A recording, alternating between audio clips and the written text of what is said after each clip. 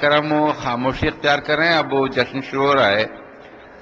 خواتین براہ کرم توجہ دیں, خاموشی اختیار کریں. شماعت حسین صاحب سلام پیش کریں گے. جناب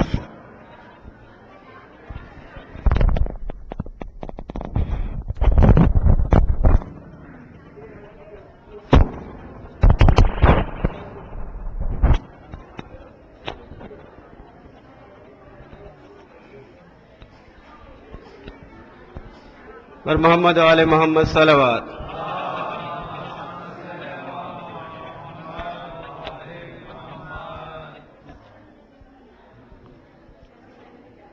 مولا علی کے سلسلے میں منقبت کے چند اشعار.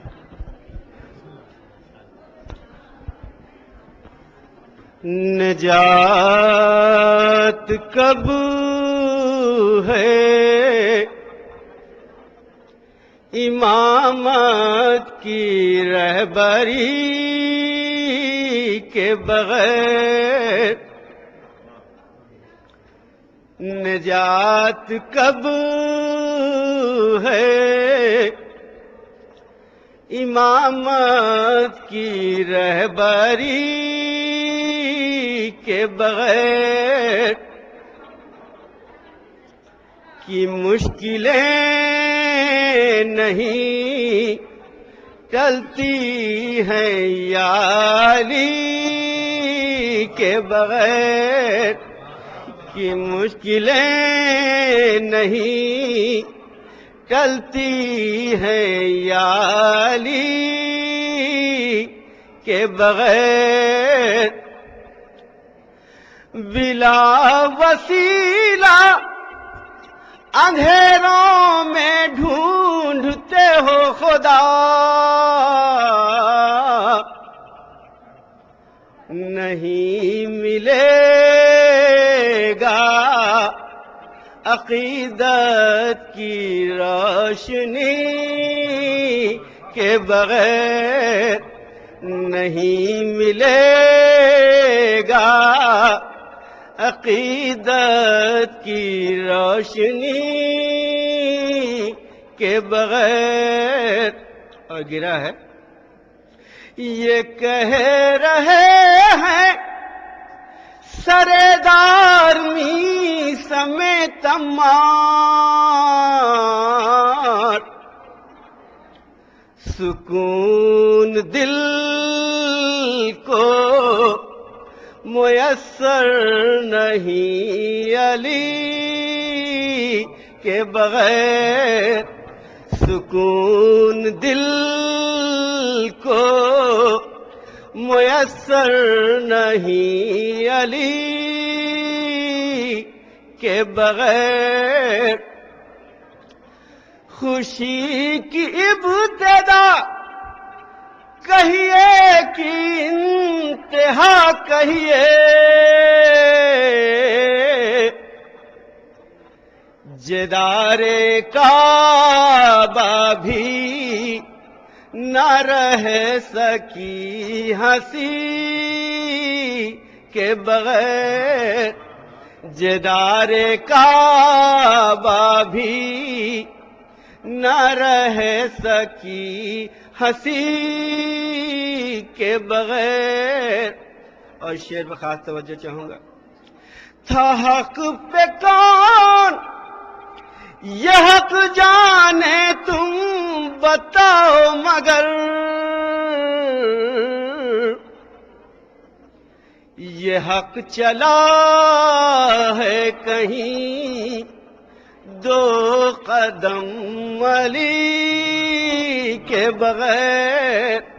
یہ حق چلا ہے کہیں دو قدم علی کے بغیر.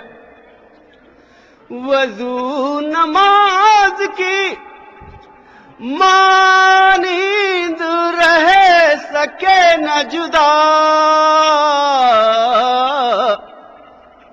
حضور علی نبی کے بغیر اور نبی علی کے بغیر. علی نبی کے بغیر اور نبی علی کے بغیر. اور آخری شعر ہے: خدا رسول کتاب خدا تھی کافی مگر حضور نہ ہوتا دین مکمل کبھی علی کے بغیر نہ ہوتا دین مکمل کبھی علی کے بغیر. اور مقطع بھی پڑھ دوں کیونکہ اب جعفری صاحب چلے گئے. امریکہ میں شباہت یہ بات کہتے رہو ترقی ہوگی نا اسلامی زندگی کے بغیر ترقی ہوگی نا اسلامی زندگی کے بغیر. یہ تھے شماعت حسین صاحب اور علی رضوی. اب وہ ایک قصیدہ پیش کریں گے علی رضوی.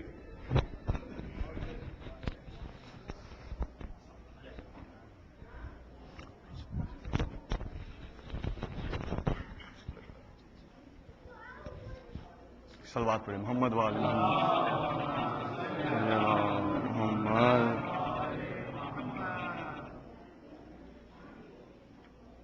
ہوش میں بھی نہیں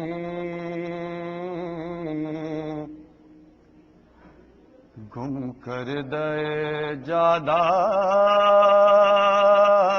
بھی نہیں ہوش میں بھی نہیں گم کر دے جادہ بھی نہیں. حق تو یہ ہے کہ یہ مجرم بل ارادہ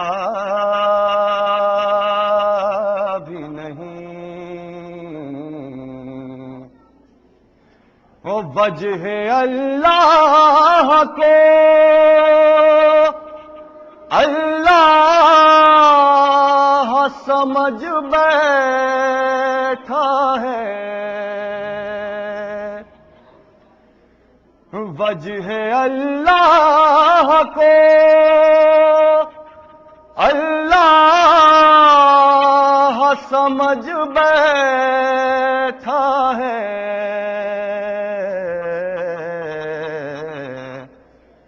جرم کچھ اس میں نصیری کا زیادہ بھی نہیں.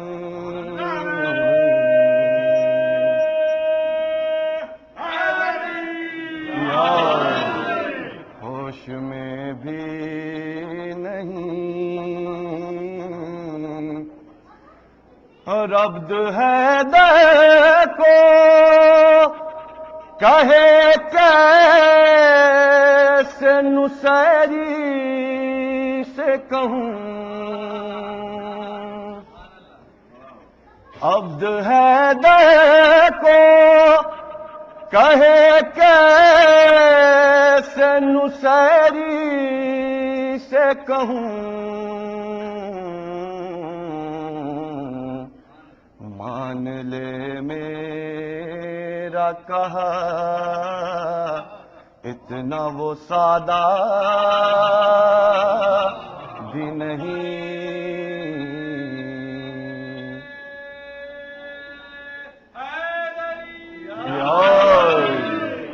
مان لے میرا کہا اتنا وہ سادہ بھی نہیں. اور بس عزاداروں کو جنت میں وہ لے جائیں گی، بس عزاداروں کو جنت میں وہ لے جائیں گی، بنت احمد کا کسی اور سے وعدہ بھی نہیں، محمد ہوش میں بھی نہیں،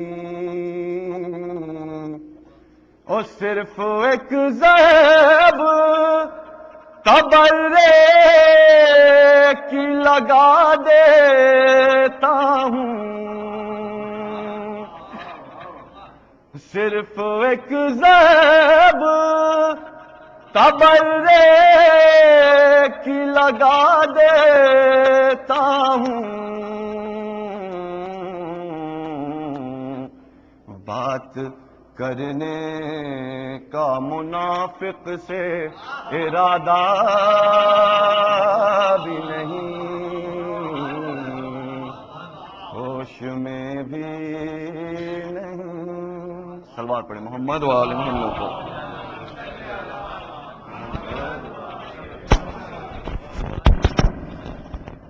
خواتین و حضرات، تو مولانا صادق حسن صاحب پہلی مرتبہ یہاں تشریف لائے ہیں، ہماری خوش قسمتی ہے کہ یہ یہاں موجود ہیں اور آپ سے خطاب کریں گے۔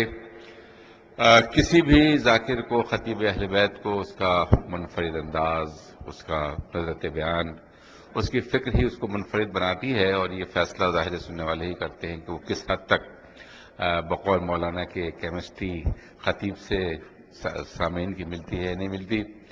ہمیں امید ہے کہ انشاءاللہ آپ کو مولانا کی تقریر بہت پسند آئے گی، ہر چند کے کبھی کبھی ان کی شہرت یہ بھی ہوتی ہے کہ یہ ڈراتے بہت ہیں، لیکن یہ کہ اگر ڈرایا نہ جائے تو ظاہر ہے کہ آپ راہ راست پر کیسے رہیں گے۔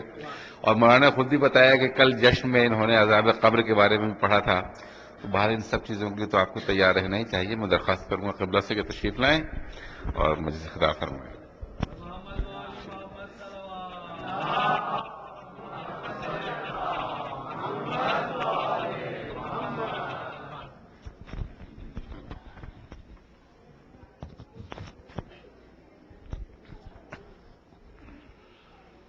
لا حول ولا قوة إلا بالله العلي العظيم، حسبنا الله ونعم الوكيل، نعم المولى ونعم النصير۔ أعوذ بالله من الشيطان اللعين الرجيم، بسم الله الرحمن الرحيم۔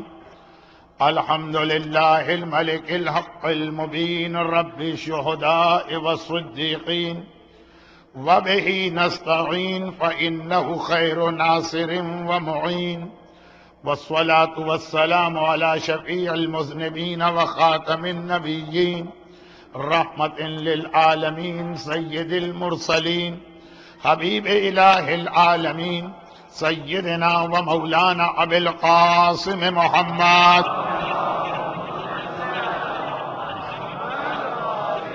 وآله الطيبين الطاهرين المعصومين المظلومين المنتجبين الميامين المكرمين، سيما على بقية الله في الأرضين وحجته على العالمين، الإمام المنتظر والحجة الثاني عشر، اللهم عجل له الفرج، ولعنة الله على أعدائهم وظالميهم وقاتليهم أجمعين۔ أما بعد، فقد قال الله عز وجل في كتابه المبين وفرقانه المتين وقرآنه المجيد وقوله الحق، بسم الله الرحمن الرحيم: ونريد أن نمن على الذين استضعفوا في الأرض ونجعلهم الأئمة ونجعلهم الوارثين، وقال سبحانه وتعالى: سيعلم الذين ظلموا أي منقلب ينقلبون۔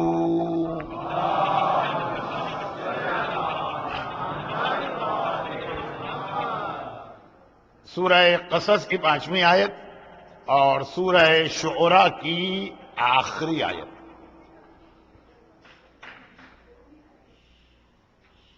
جس وقت زندگی میں پہلی اور شاید آخری مرتبہ میری لینڈ میں قدم رکھا تو اسی وقت میں نے جو صاحب مجھے ایئرپورٹ پہ لینے آئے تھے ان سے یہ عرض کر دیا کہ میرا موضوع تو ہوگا عذاب قبر. اور یہ اگر میری شہرت ہے تو غلط شہرت نہیں. نہ صرف یہ کہ میں اس حوالے سے بہت زیادہ بیان کرتا رہتا ہوں بلکہ جب بھی کسی جگہ جاتا ہوں تو پوچھ لیتا ہوں کہ 2 مہینے اور 8 دن کے درمیان دنیا بھر کے علماء، خطبہ، ذاکرین تشریف لاتے رہتے ہیں تو کن کن عنوانات پہ گفتگو ہوئی. اگر پتہ چلے کہ عذاب قبر جتنا ڈوز ہے اتنا یا اس سے زیادہ مل چکا تو میرا موضوع بدل جاتا. اور اگر پتہ چلا کہ نہیں تو یہ بھی کیونکہ اسلام کا ایک بہت اہم حصہ ہے. بے شک لوگ مجھے عذاب والا مولانا کہیں، جہنم کا داروغہ قرار دیں، ڈراکولا آف اسلام کا ٹائٹل دیں، یہ سب مجھے معلوم، لیکن اس سے فرق نہیں پڑتا. اس لیے کہ ممبر پہ آ کے ہمیں یہ تو نہیں دیکھنا ہے نا کہ لوگ کس سے خوش ہیں، ہمیں دیکھنا ہے کہ ہمارا پروردگار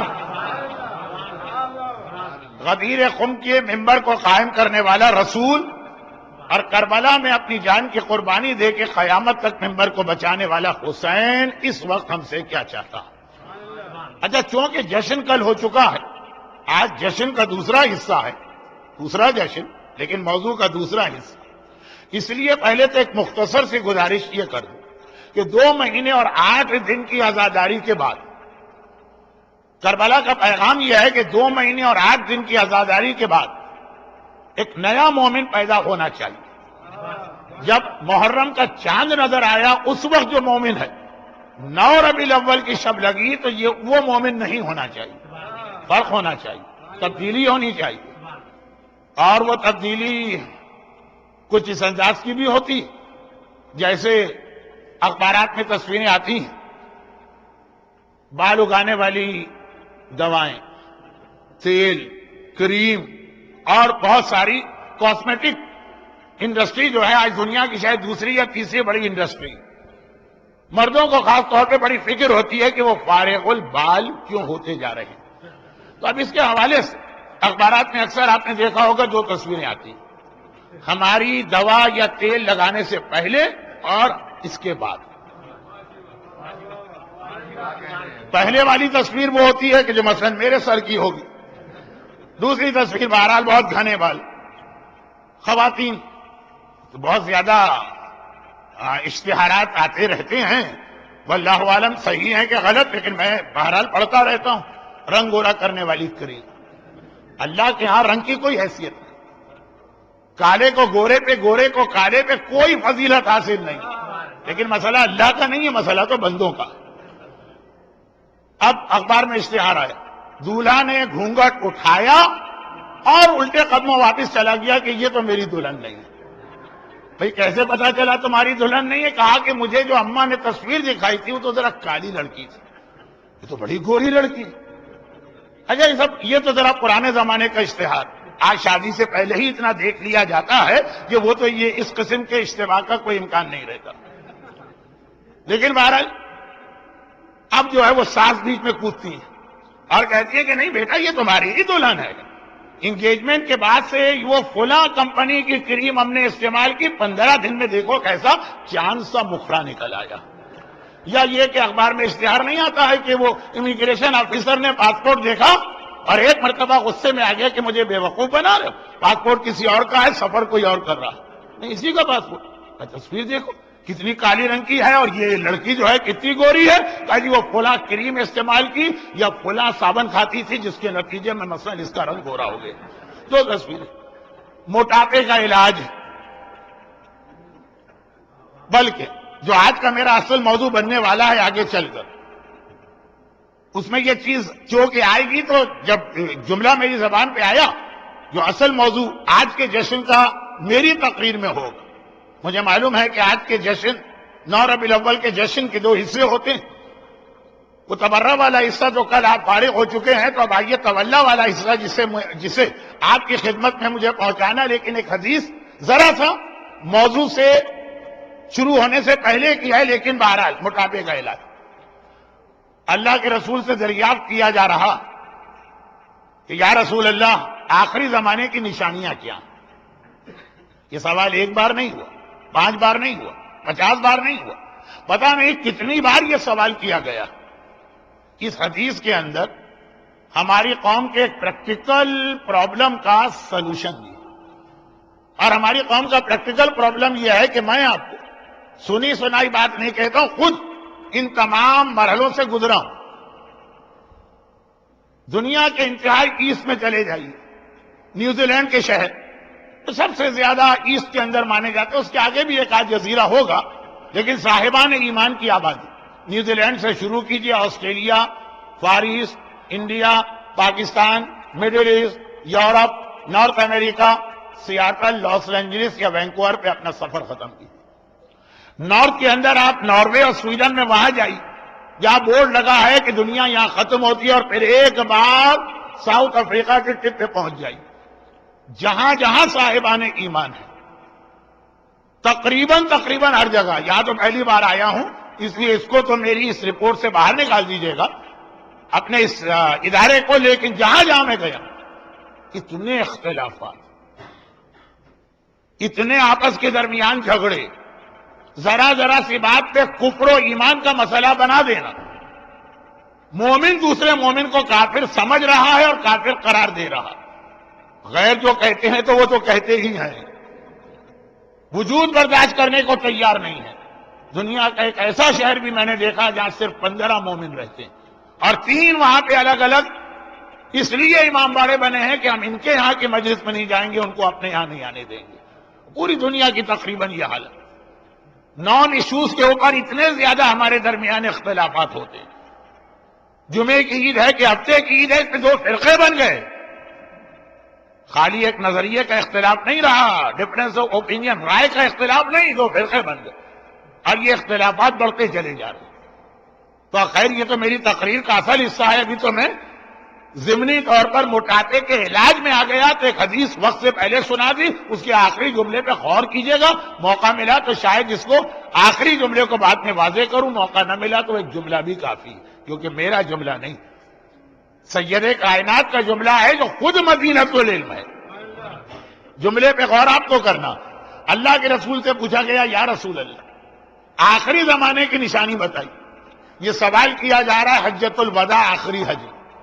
پیغمبر مکے کی سرزمین میں تشریف فرما، صحن کعبہ میں بیٹھے، اور ایک طویل عرصے تک مکے کا قانون تھا کہ کوئی عمارت خانہ کعبہ سے زیادہ بلند نہیں بنائی جا سکتی. اور یہ قانون 360 بتوں کو ماننے والے کافروں نے بھی اس کا خیال رکھا. پیغمبر اسلام نے فرمایا کہ آخری زمانے کی نشانی، چلو سنو، یہی شہر مکہ، یہاں پہ اتنی اونچی اونچی عمارتیں بنائی جائیں گی کہ تمہیں لگے گا کہ شاید وہ آسمان سے جا کر ٹکرا رہی. گھبرا کے لوگوں نے کہا، یا رسول اللہ، تو کیا کعبے سے بھی اونچی ہوگی؟ کہا کعبہ تو ان کے مقابلے میں نظر بھی آنا بند ہو جائے گا. جو لوگ حالیہ برسوں میں مکہ گئے، یا جن لوگوں نے یوٹیوب یا ٹیلی ویژن کی یا کمپیوٹر کی اور مختلف سائٹس پہ مکے کا فیوچر پلان دیکھا ہے، فیوچر سے مطلب شروع ہو چکا، انہیں معلوم. پیغمبر نے کہا، اور سنو، یہ جو مکے میں چاروں طرف تمہیں پہاڑ نظر آ رہے ہیں، ان پہاڑوں کے درمیان سے لوگ گزرا کریں گے. مکے والوں کا سب سے بڑا مسئلہ یہ تھا کہ مکے میں فلیٹ زمین بالکل نہیں، چند گھر قریب میں ہے، باقی سب لوگوں کو پہاڑ عبور کر کے آنا ہوتا. پیغمبر نے کہا لوگ پہاڑوں کے اندر سے گزرا کریں. یا رسول اللہ، پہاڑ کے اندر سے یہ کیسے ممکن؟ پیغمبر نے کہا آخری زمانے کی نشانی، آخری زمانے کی نشانی یہ ہے کہ ہر بوڑھے کو جوان بننے کا شوق ہوگا. آخری زمانے کی نشانی یہ ہے کہ نوجوان عورتوں سے زیادہ سنگار کیا کریں گے. دیکھیں، مجھے کوئی تقریباً تین چار ہزار حدیثیں یاد ہیں، 7-8 ہزار فقہی مسئلے یاد. آج تک یہ یاد نہیں کر سکتا کہ لیڈیز ڈریسنگ ٹیبل پہ کتنی چیزیں ہیں اور ان میں سے ہر ایک کا کام کیا. لیکن آخری زمانے میں اس سے زیادہ مردوں کی حالت ہوگی. آخری زمانے میں عورتیں موٹاپے کا علاج کیا کریں گی. دیکھیں یہ بہت اہم نشانی عرب میں. رسول اللہ کے زمانے میں عورت کی خوبصورتی کا راستہ اس کا موٹا ہونا. جیسے آپ نے سنا ہوگا نا کہ چین کے لوگ اپنی بچیوں کے پیر چھوٹے رکھنے کے لیے لوہے کے جوتے پہناتے تھے کہ چین میں خوبصورتی یہ تھی. عرب کی خوبصورتی یہ تھی کہ عورت جتنی زیادہ موٹی ہوگی اتنی اس کی ڈیمانڈ زیادہ ہوگی. جب لڑکے اپنی ماں سے کہتے تھے کہ اماں ہمارے لیے دلہن تلاش کریں 1400 سال پہلے، تو کہتے تھے پہلی شرط یہ ہے کہ اس کو موٹا ہونا چاہیے، کم سے کم 300 پاؤنڈ کی تو ہو. یہ باقاعدہ عرب کے اندر یہ رواج تھا. طریقے ڈھونڈتی تھی مائیں، پریشان نظر آتی تھی.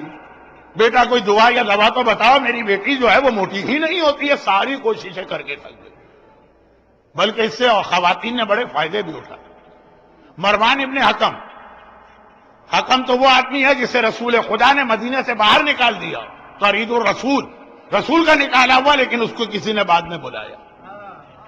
اور مروان ابن حکم اس کا بیٹا. یزید کے مرنے کے بعد سلینگ لینگویج کا لفظ استعمال کر رہا ہوں کیونکہ جشن مجلس ہوتی تو میں خود بھی بڑا خیال کرتا کہ یزید کے واصل جہنم ہونے کے بعد مروان کی لاٹھی کھل گئی، خود بخود اسے حکومت مل گئی. نہیں، خود بخود بھی نہیں ملی. یزید کی بیوہ سے شادی کر لی اسے. چنانچہ اس کو جہیز کے اندر یہ خلافت مل گئی کیونکہ یزید کے بیٹے نے تو ٹھکرا دیا. مجھے نہیں چاہیے وہ حکومت جس کی بنیاد خون حسین پہ رکھی گئی. میرا باپ بھی اپنے گناہوں کی سزا جہنم میں برداشت کر رہا ہے، میرا دادا بھی اپنے گناہوں کی سزا بھگت رہا. میں اپنے باپ اور دادا کے جرم میں ان کا شریک نہیں بننا چاہتا. کہ یزید کا بیٹا کہہ رہا اتنا پکا مومن. بہت سارے محبان اہل بیت بھی ایمان کی اس منزل پہ نہیں جاتے ہیں کیونکہ حکومت کا ٹھکرانا کوئی معمولی بات نہیں ہے. اتنی بڑی حکومت جو دادا معاویہ نے اور پھر باپ یزید نے کتنے خون ناحق پہ قائم کی تھی، کتنا اس کو پھیلا لیا تھا. اور وہ یہ دیکھ رہا ہے کہ یہ حرام کی حکومت ہے تو ٹھکراتا ہے، مجھے نہیں چاہیے. مومن سے کہیے کہ $100 میں $20 خمس واجب ہے. $20 خمس دیں. ایک مرتبہ آدھے لوگوں کا تو یہ لفظ سن کے ہاتھ فیل ہونے لگتا ہے. اس سے بچنے کے لیے اب مومنین کے ایکسکیوز سنا کر. اور آخری بات تو یہ ہو جاتی ہے کہ جی یہ خمس تو اسلام میں ہے ہی نہیں، مولویوں نے روزگار چلتا رہے اس لیے ایک چیز بنا کے ایجاد کی جس کے لیے امام یہ فرما دیں کہ باقی ہر واجب اللہ کے نام سے ہے، خمس ہماری دادی کا حق ہے جو اللہ نے ہر مومن کے مال میں رکھا. شہزادی کونین جن کے نام پہ مومن جان نثار کرے لیکن ان کا حق خمس دینے کے ہیں، دینے والے ہیں. دنیا کیسے چلتی. لیکن میں بعض لوگوں کی بات کر رہا ہوں. اور ادھر یزید کا بیٹا پوری حکومت، پورا خزانہ وہ سارا کا سارا ٹھکرا دیتا ہے کہ نہیں، حق کے معاملے کے اندر فائدہ نہیں دیکھا جاتا. تو اب اس نے تو گھر میں جا کے کمرہ بند کر لیا، خاندان والوں نے زہر دے کے اس کو مار دی. اور اب مروان نے اس کی بیوی سے، یزید کی بیوی سے شادی کی، اس لڑکے کی سوتیلی. شوہر بیوی میں کھٹپٹ تو ہوتی رہتی. ایک دن کوئی ایسا اختلاف ہوا کہ رات کو سو رہے تھے بڑے میاں، یہ خاتون آ کے ان کے اوپر بیٹھ گئی. بس ختم، طے ہو گئے. اس کے بعد پھر اگلی سانس لے بھی نہیں سکے. تاریخ کا واقعہ. اور مروان کو عالم اسلام کے خلیفہ کی فہرست میں جگہ دی جاتی ہے. یہ ہے خلیفہ. ایک خاتون کے بیٹھنے سے ہی اس دنیا سے رخصت ہوئے مروان ابن حکم. تو یہ بات آ رہی تھی کہ عورت کی خوبصورتی مانی جاتی تھی موٹا ہونا. اور اس میں رسول خدا یہ کہہ دیں کہ آخری زمانے میں عورتیں دبلا ہونے کی فکر کریں.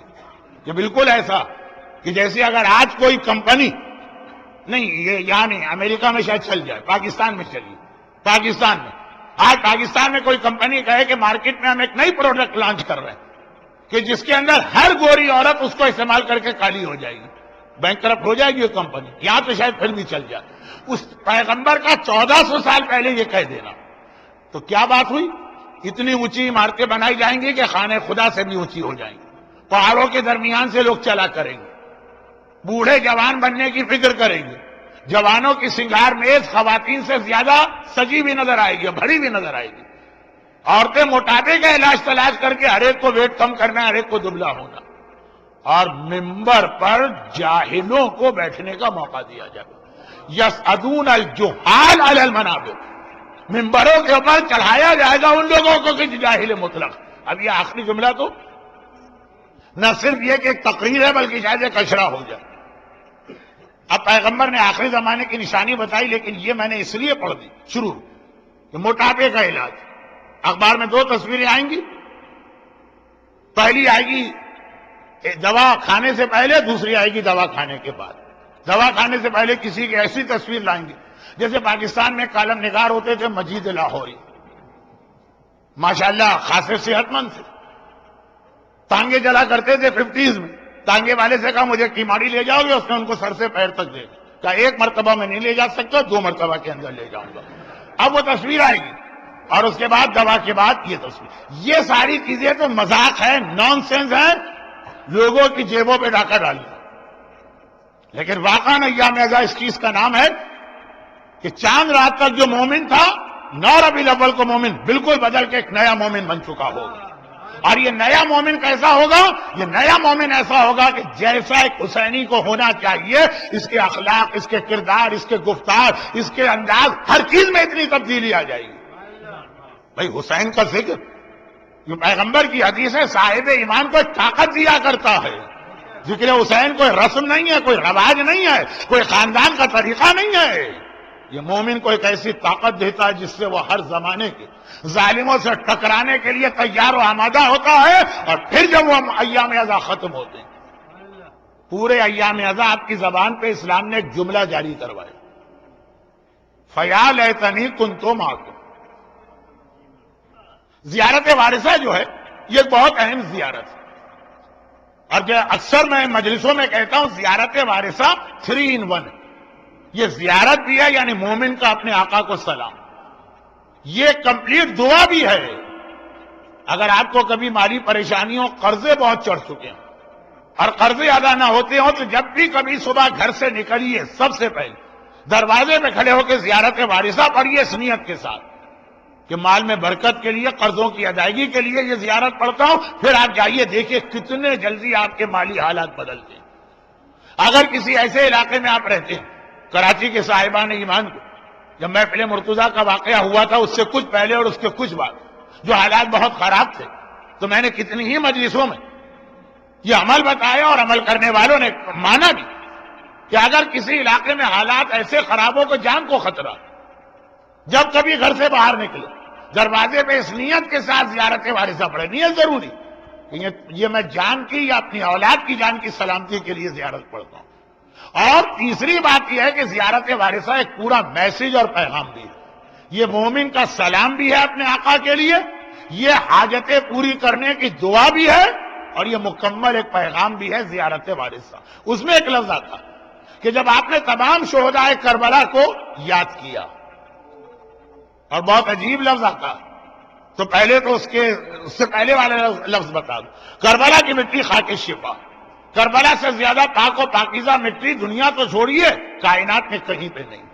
کربلا وہ ہے کہ کہا، یہ روایتوں میں ہے کہ جب فرشتے کربلا کی زیارت کو آتے ہیں، چیلم کے دن خالی 18 ملین مومنین کربلا کی زیارت کو نہیں گئے تھے.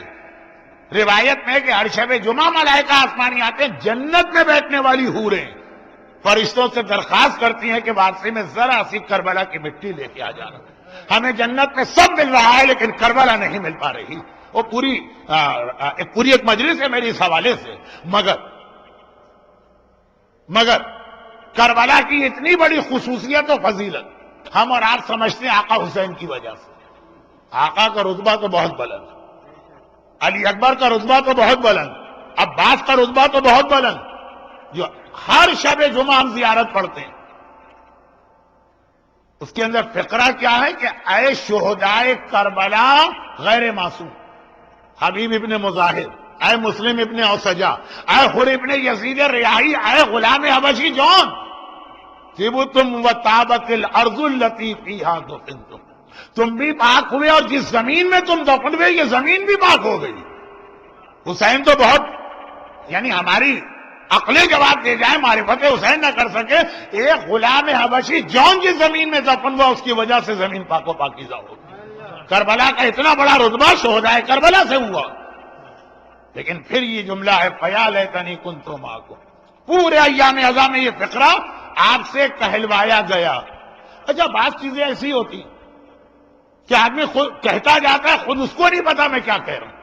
ہاں ایک فائدہ یہ ہوتا ہے کہ بہرحال وہ چیز دماغ میں رہ جاتی ہے۔ مثلا 9 ربیع الاول جشن عید الاضحیٰ، 8 ربیع الاول کو لکھنؤ، حیدرآباد، کراچی ایک طریقہ ہے کہ اہل حرم کی مدینہ واپسی، یہ تاریخ 8 ربیع الاول کی اہل حرم کی واپسی کے حوالے سے منائی جاتی ہے۔ تو یہ روایت میں 9 ربیع الاول کو پڑھتا ہوں۔ 8 کو اہل حرم کی واپسی آئی تو اب 9 کی روایت، جب اہل بیت مدینے آ گئے تو 8 کا دن تو اس حالت میں گزرا کہ زینب کبریٰ نے مدینے میں داخل ہونے سے انکار کیا، ام البنین آ کے بیٹی کو لے کے گئیں، پہلے نانا کی قبر پہ گئیں، پھر ماں کی قبر پہ آئیں، پھر بھائی کے گھر پہ گئیں، پھر اپنے گھر گئیں، اور عبداللہ ابن جعفر طیار نہ پہچان سکے۔ یہ تو 8 کا بیان۔ 9 ربیع الاول کربلا کے بعد جب اہل حرم آئے، جو پہلا دن آیا، اب مدینے والے پرسہ دینے آنے لگے۔ پہلا دن اہل بیت ایک طرح سے سمجھیے کہ اپنے ذاتی معاملات کے پرسنل پرسے ہو رہے تھے۔ 9 کو پورا مدینہ پرسہ دینے آیا۔ مدینے والے حسین کو جانتے ہیں، پہچانتے ہیں، چنانچہ آئے اور پرسہ دیتے دیتے ایک بات کہی۔ اچھا خواتین جو آئیں وہ تقسیم ہو گئی، کوئی زینب کے پاس بیٹھا تو کوئی کلثوم کے پاس بیٹھا تو کوئی رباب کے پاس بیٹھا۔ مرد جتنے آئے تو کربلا سے ایک ہی مرد تو زندہ آیا، سارا مجمع سجاد کے پاس۔ اور ان میں ایک آدمی نے ایک بڑا عجیب سوال کر دیا، بدتمیز تھا یا نادان تھا یا کم معرفت رکھنے والا تھا، کچھ بھی تھا، بڑا عجیب سوال کر دیا۔ کہا مولا سجاد میں اس دن بھی مدینے میں تھا جس دن آپ کا بابا قافلہ لے کے گیا۔ کیا شام سے قافلے؟ حسین بھی ہیں، عباس بھی ہیں، اکبر بھی ہیں، اون بھی ہیں، محمد بھی ہیں، قاسم بھی، اور علم بھی جب دیکھتا تھا قافلے کے تو سارے سبز رنگ کے تھے۔ اور میں آج بھی اسی مدینے میں ہوں کہ مردوں میں کوئی نہیں ہے سوائے آپ، اور آپ بھی گئے تھے تو 24 سال کے جوان، واپس آئے تو 70 سال کے بزرگ لگ رہے ہیں۔ علم بھی دیکھتا ہوں تو آج کالا علم نہیں ہے بلکہ سبز علم، سبز علم نہیں ہے کالا۔ تو مولا یہ اتنی ساری قربانی دے کے یہ بتائیے آپ کے بابا اپنے مقصد میں کامیاب ہوئے کہ ناکام؟ عجیب کم معرفت رکھنے والا انسان، اسے پتہ ہی نہیں کہ امامت کبھی ناکام ہوتی ہی نہیں ہے۔ اگر امام زندہ آ جائے تب بھی کامیاب ہے، امام مارا جائے تب بھی وہ کامیاب ہے۔ علی نے اگر مرہب کا سر کاٹا تب بھی کامیابی ہے، اور حسین کا کٹا سر نو کے نیزہ پہ بلند ہوا تب بھی کامیابی ہے۔ مگر وہ ہے ایسا نادان نا سمجھ کم معرفت والا۔ مولا نے اسے دیکھا، سوال سنا، کہا اچھا پہلے میرا چھوٹا سا کام کر، اس سامنے میرے جد کی مسجد النبوی، جلدی سے جا کے 2 رکعت نماز پڑھ کے آ گئے۔ وہ گیا، نماز پڑھ کے آ گئے۔ مولا میرے سوال کا جواب، امام نے کہا جواب مل تو گیا، جواب مل تو گیا ہے، اب کیا جواب مانگ رہا؟ گھبرا کے کہا مولا کون سا جواب؟ آپ نے کوئی جواب نہیں دیا۔ کہا کیا عمل کر کے آ رہا ہے؟ کہا مولا میں نماز پڑھ کے آ رہا ہوں۔ کہا یہ نماز تیرے سوال کا جواب۔ قیامت تک جب بھی اس دنیا میں کوئی نماز پڑھی جاتی ہے وہ حسین کی فتح کا اعلان ہوتی ہے۔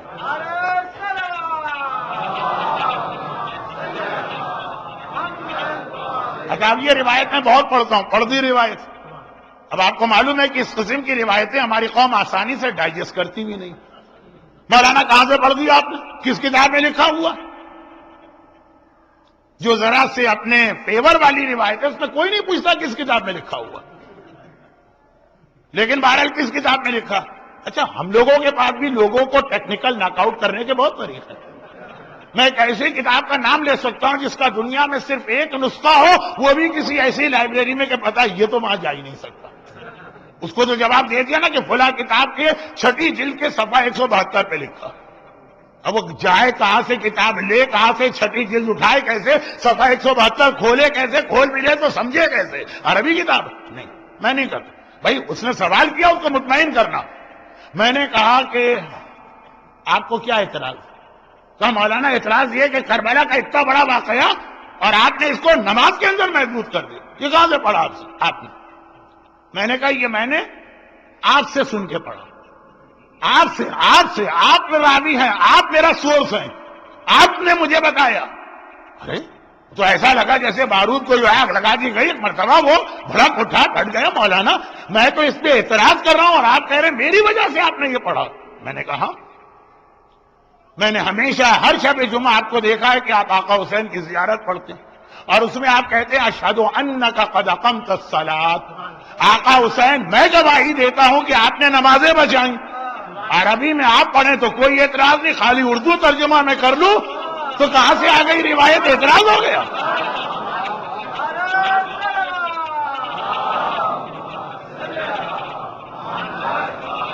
اگر اردو میں پڑھنا غلط ہے تو عربی بھی غلط ہے، زیارت وارثہ نکال دیجئے کتابوں سے، اور اگر عربی میں ایک چیز پڑھی جا سکتی ہے تو اس کا اردو ترجمہ بھی ہو جاتا۔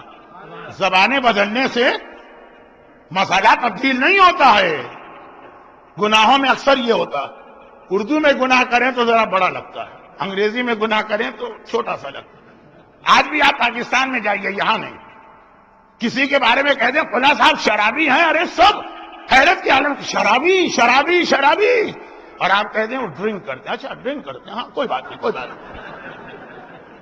لفظ شرابی جب ڈرنکر کے ڈرنک کے معنوں میں آتا ہے لگتا ہے گناہ ہوا ہی نہیں، بہت چھوٹا ہو گیا گناہ۔ گناہ ہے، چاہے انگریزی میں کیا جائے چاہے اردو میں کیا جائے۔ اچھا خیر، تو روایت ہے۔ اب مسئلہ یہ ہوا کہ جب میں نے ان سے کہا تو ان کو ترجمہ نہیں معلوم تھا، لیکن اتنا عرصے پڑھتے رہتے کہ الفاظ تو ان کے دماغ میں بہرحال بیٹھ گئے تھے۔ زیارت وارثہ کو پڑھوانے کا ایک مقصد یہ بھی ہے کہ مطلب پتا ہو کہ نہ پتا ہو، الفاظ تمہارے دماغ میں بیٹھ جائے، کبھی نہ کبھی ان الفاظ کی مدد سے تم اصل پیغام تک پہنچ جاؤ گے۔ تو اب دیکھیے زیارت وارثہ کا آخری جملہ، اسی زیارت وارثہ میں ایک لفظ آتا ہے السلام علیکم یا سار اللہ۔ آپ کے عزاخانے میں، آپ کے سینٹر جب میں داخل ہوا، جو علم میں نے دیکھا دل خوش ہو گئے۔ میں نے لانے والے سے پوچھا، لانے والے ماموں سے، مجھے لانے والے، میں نے پوچھا کہ یہ اتنا شاندار علم، کہنے لگے کل تک کالا علم تھا، اس کے بعد جب رات آتی ہے تو علم بدلا جاتا۔ کربلا میں آقا حسین کے روضے پہ ہمیشہ سرخ علم لہراتا۔ ایام ازا ہو کہ ایام ازا کے بعد اس میں ایک پیغام ہے، وہ ابھی آ رہا ہے، بس میں پہلی تمہید مکمل کروں۔ زیارت وارثہ کا آخری جملہ، اتنی پڑھائی گئی زیارت کہ آپ کو اس کا مطلب معلوم ہو کہ نہ معلوم، الفاظ دماغ میں بیٹھ گئے۔ اشہد انک قد اقمت الصلاۃ دماغ میں بیٹھ گئے۔ فیا لیتنی کنت معکم، اے کربلا والو کاش میں تمہارے ساتھ ہوتا۔ بات کیا چل رہی تھی کہ 2 مہینے 8 دن کے بعد مومن میں ایک تبدیلی آنی چاہیے اور ہیلدی چینج۔ اے کربلا والو کاش میں تمہارے ساتھ ہوتا، تو جو قربانی تم نے دی ہے میں بھی ویسی ہی قربانی دے دی۔ وہ تو 3 دن کے بھوکے اور پیاسے رہے، ہم سے تو تھوڑے سے حرام، نہیں جنرل بات کر رہا ہوں، تھوڑے سے حرام پیسے جو ہیں وہ ہاتھ سے نہ چھوڑے جائیں۔ انہوں نے تو اپنا وطن چھوڑ دیا اور گئے صحرا میں۔ پاکستان چھوڑ کے امریکہ آنا آسان ہے، امریکہ چھوڑ کے پاکستان جانا مشکل ہے۔ دین کو بچانے کے لیے انہوں نے، اب یہاں دین پہ کمپرومائز ہو جائے گا، واپسی کوئی نہیں اختیار کرے گا۔ میں الٹی سیدھی بات کہہ بھی نہیں رہا ہوں، میں کہیں ایک جنرل بات کہہ رہا ہوں۔ فیا لیتنی کنت معکم، اے کربلا والو جو قربانی تم نے دی ہے، ہم ہوتے تو ہم بھی یہ قربانی دیتے۔ کاش ایک لفظ کاش آ گئے۔ مگر اس کاش کا مطلب کیا؟ اس کاش کا مطلب یہ ہے کہ تم کہہ رہے ہو کہ اگر 1400 سال پہلے میں ہوتا تو دین کے لیے ہر قربانی دیتا، تو آج دے دو۔ دین تو آج بھی تم سے قربانی مانگ رہا ہے نا، آج دے دو قربانی، اگر یہ لیتنی تم واقعاً سچے دل سے کہہ رہے ہو۔ اچھا یہاں پہ ایک بات میں اور عرض کروں، یہ یا لیتنی کربلا والوں کو یاد کر کے کاش کہو، یہ حکم ہمیں دیا گیا۔ یہ زیارت وارثہ کہاں سے آئی؟ جب بنو امیہ کی حکومت ختم ہو گئی۔ اگر جشن کا پہلا دن ہوتا تو میں یہ بتاتا یہ حکومت کیسے ختم ہوئی، مختار کا جہاد۔ لیکن جب حکومت ختم ہو گئی، بنو عباس آ گئے تو انہوں نے پھر زیارت کا راستہ کھولا۔ تقریباً 70 سال بعد کربلا کی زیارت کی اجازت ملی، بلکہ ایک طرح سے کہیے پہلی مرتبہ اجازت ملی۔ اب لوگ گھبرا گئے کہ زیارت کیسے کی جاتی۔ امام کے پاس آئے تو صادق آل محمد امام جعفر صادق علیہ افضل الصلاۃ والسلام نے پوچھا، پوری یہ زیارت بتائی کہ اس طرح جا کے ہمارے دادا کو سلام کیا کرو، اور اگر وہاں نہ جا سکو تو اپنے گھر کے اندر کھڑے ہو کے سلام کیا کرو۔ مسلم ابن عقیل نے دارالامارہ پہ سلام کیا، آقا جہاں تھے وہیں سے جواب دیا۔ تم بھی اگر کربلا نہ جا سکو، یہیں بیٹھ کے واشنگٹن یا میری لینڈ میں سلام کرو، تمہیں بھی سلام کا جواب ملے گا۔ مگر پوری زیارت میں یہ جملہ بھی چھٹے امام نے بتایا، یا لیتن، امام نے ہم کو بتایا، اور ہم کبھی سوچتے بھی نہیں کہ اس کا مطلب کیا۔ یا لیتنی کا مطلب آج جہاں پہ بیٹھے ہو وہاں پہ اسلام کی خدمت کرو۔ اور جن کو یہ جملہ نہیں بتایا گیا تھا انہوں نے اپنی عقل سے کیا کیا؟ متوکل عباس سے، یزید کے بعد خاندان اہل بیت کا سب سے بڑا دشمن متوکل، مولا کا ایک خطبہ جس میں مولا نے بنو عباس کے ایک خلیفہ کی تفصیل بتائی، فرمایا عاشرہم اکفرہم، ان کا 10واں ان میں سب سے بڑا کافر ہوگا، وہ یہ متوکل۔ متوکل اکثر یزید کو یاد کر کے کہتا تھا، اے یزید کاش میں تمہارے زمانے میں ہوتا تو تمہاری فوج میں شامل ہوتا، مگر وہ کاش کہہ کے رکا نہیں۔ اس نے کہا کہ اگر میں یزید کے زمانے میں نہیں بھی ہوں تو کیا ہوا، آج سوچو کہ کس طرح یزید کے مشن کو پورا کرنا۔ یزید نے حسین کو شہید کیا، میں قبر حسین کو شہید کروں۔ یا لیتنی کہا متوکل نے اپنی مرضی سے، اور فوراً یہ سوچا کہ یا لیتنی خالی زبان سے نہیں کہا جاتا، عمل سے کیا جاتا۔ چنانچہ اس نے قبر امام مظلوم پر بیلوں کا حل چلانا چاہا۔ اس نے دریائے فرات کا رخ موڑا کہ قبر دریا کے اندر آ کے ہمیشہ ہمیشہ کے لیے چھپ جائے۔ اس نے اپنی فوجیں بھیجی متوکل کے وہ سارے مظالم۔ بلکہ ایسا ہی جملہ صدام کہا کرتا، اور اس خالی کہتا نہیں، اس کے بعد عمل کر کے دکھا۔ آقا حسین کے روضے پہ گولہ باری کی، آقا عباس کے روضے پہ گولہ باری کی۔ بلکہ اگر یہاں کراچی کے کچھ مومنین جو بیٹھے ہیں میری بات سمجھ پائیں تو میں ایک چھوٹا سا کرنٹ واقعہ سنا، بہت کرنٹ بھی نہیں، صدام کا۔ کراچی میں ایک بہت مشہور امام بارگاہ ہے باب العلم کراچی کی، اور بہت ہی پرائم لوکیشن پر ہے، وہ ایسی جگہ پر ہے کہ تقریباً آدھا کراچی وہاں سے گزر کے اپنے اپنے گھروں کو جاتا۔ تو ولادت پہ جب وہ لائٹنگ ہوتی ہے آدھے کراچی کو پتہ چلتا ہے، جب وہاں کوئی مجلس ہوتی ہے تو آدھے۔ وہ باب العلم کی ایک خصوصیت یہ ہے کہ کراچی کی حد تک سب سے پہلے روزوں کی شبی بننا وہاں سے شروع۔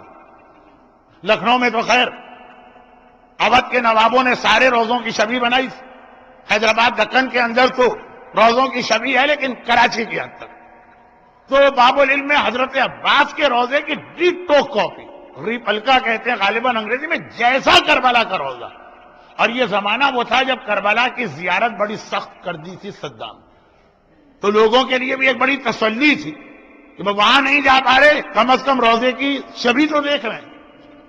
اچھا، جب یہ روزے کی شبی بنائی جا رہی تھی تو اس وقت صدام کا ریلیجس افیئر کا جو منسٹر وہ کراچی کا وزٹ کر رہا۔ اب باب العلم کے اس زمانے کے کچھ لوگوں نے یہ سوچا کہ اس کو لا کے یہ روزہ دکھائے گا، شبی روزہ،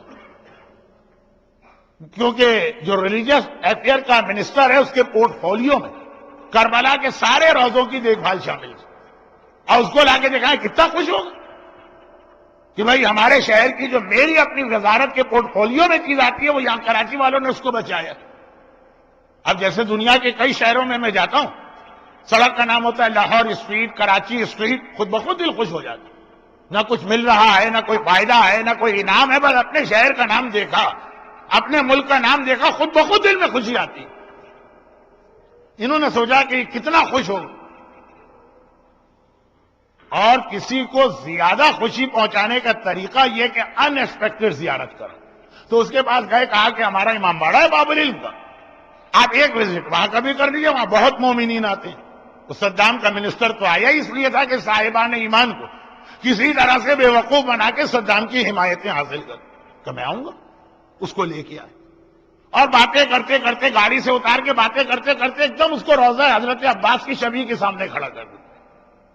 جیسے اگر آپ نے کبھی انڈین کشمیر کا وزٹ کیا ہو یا افریقہ کے کچھ ملکوں کا، تو گائیڈ جو ہے نا وہ کہتا ہے آگے بڑھیے، لیفٹ سائڈ پہ دیکھیے گا نہیں، رائٹ دیکھیے گا، جب میں کہوں تب مڑ کے دیکھیے گا، اور پھر مڑ کے آدمی دیکھتا ہے اتنی خوبصورت جگہ نظر آتی ہے، اچانک بہت خوش ہوتا ہے، تو باتوں میں لگا کے لائے، اس کو دیکھنے نہ دیا روزہ، اس کے سامنے لے جا کے کھڑا کیا اور کہا اب ذرا نگاہیں اٹھا کے دیکھی۔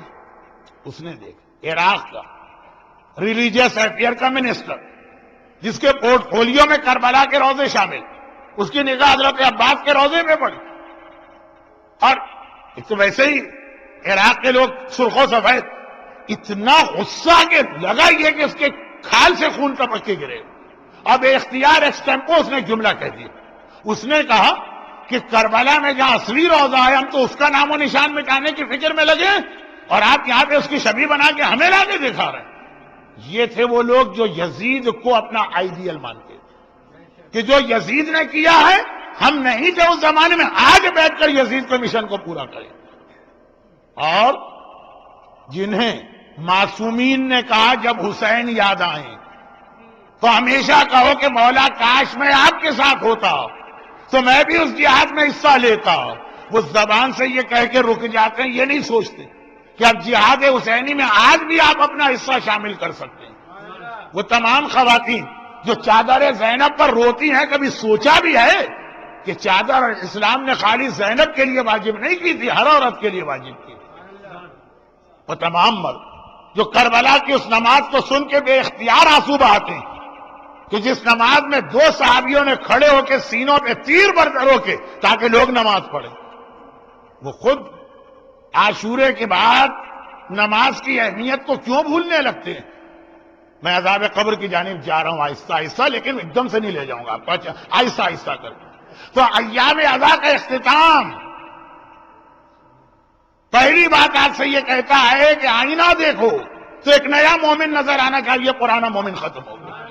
یہ کردار میں، یہ عمل میں، یہ تقوی میں، یہ گفتار میں، یہ خوف خدا میں، یہ دین کے لیے قربانی دینے میں بالکل ایسا بنتا نظر آئے گا جیسے جون غلام حبشی اور مسلم ابن سجاد۔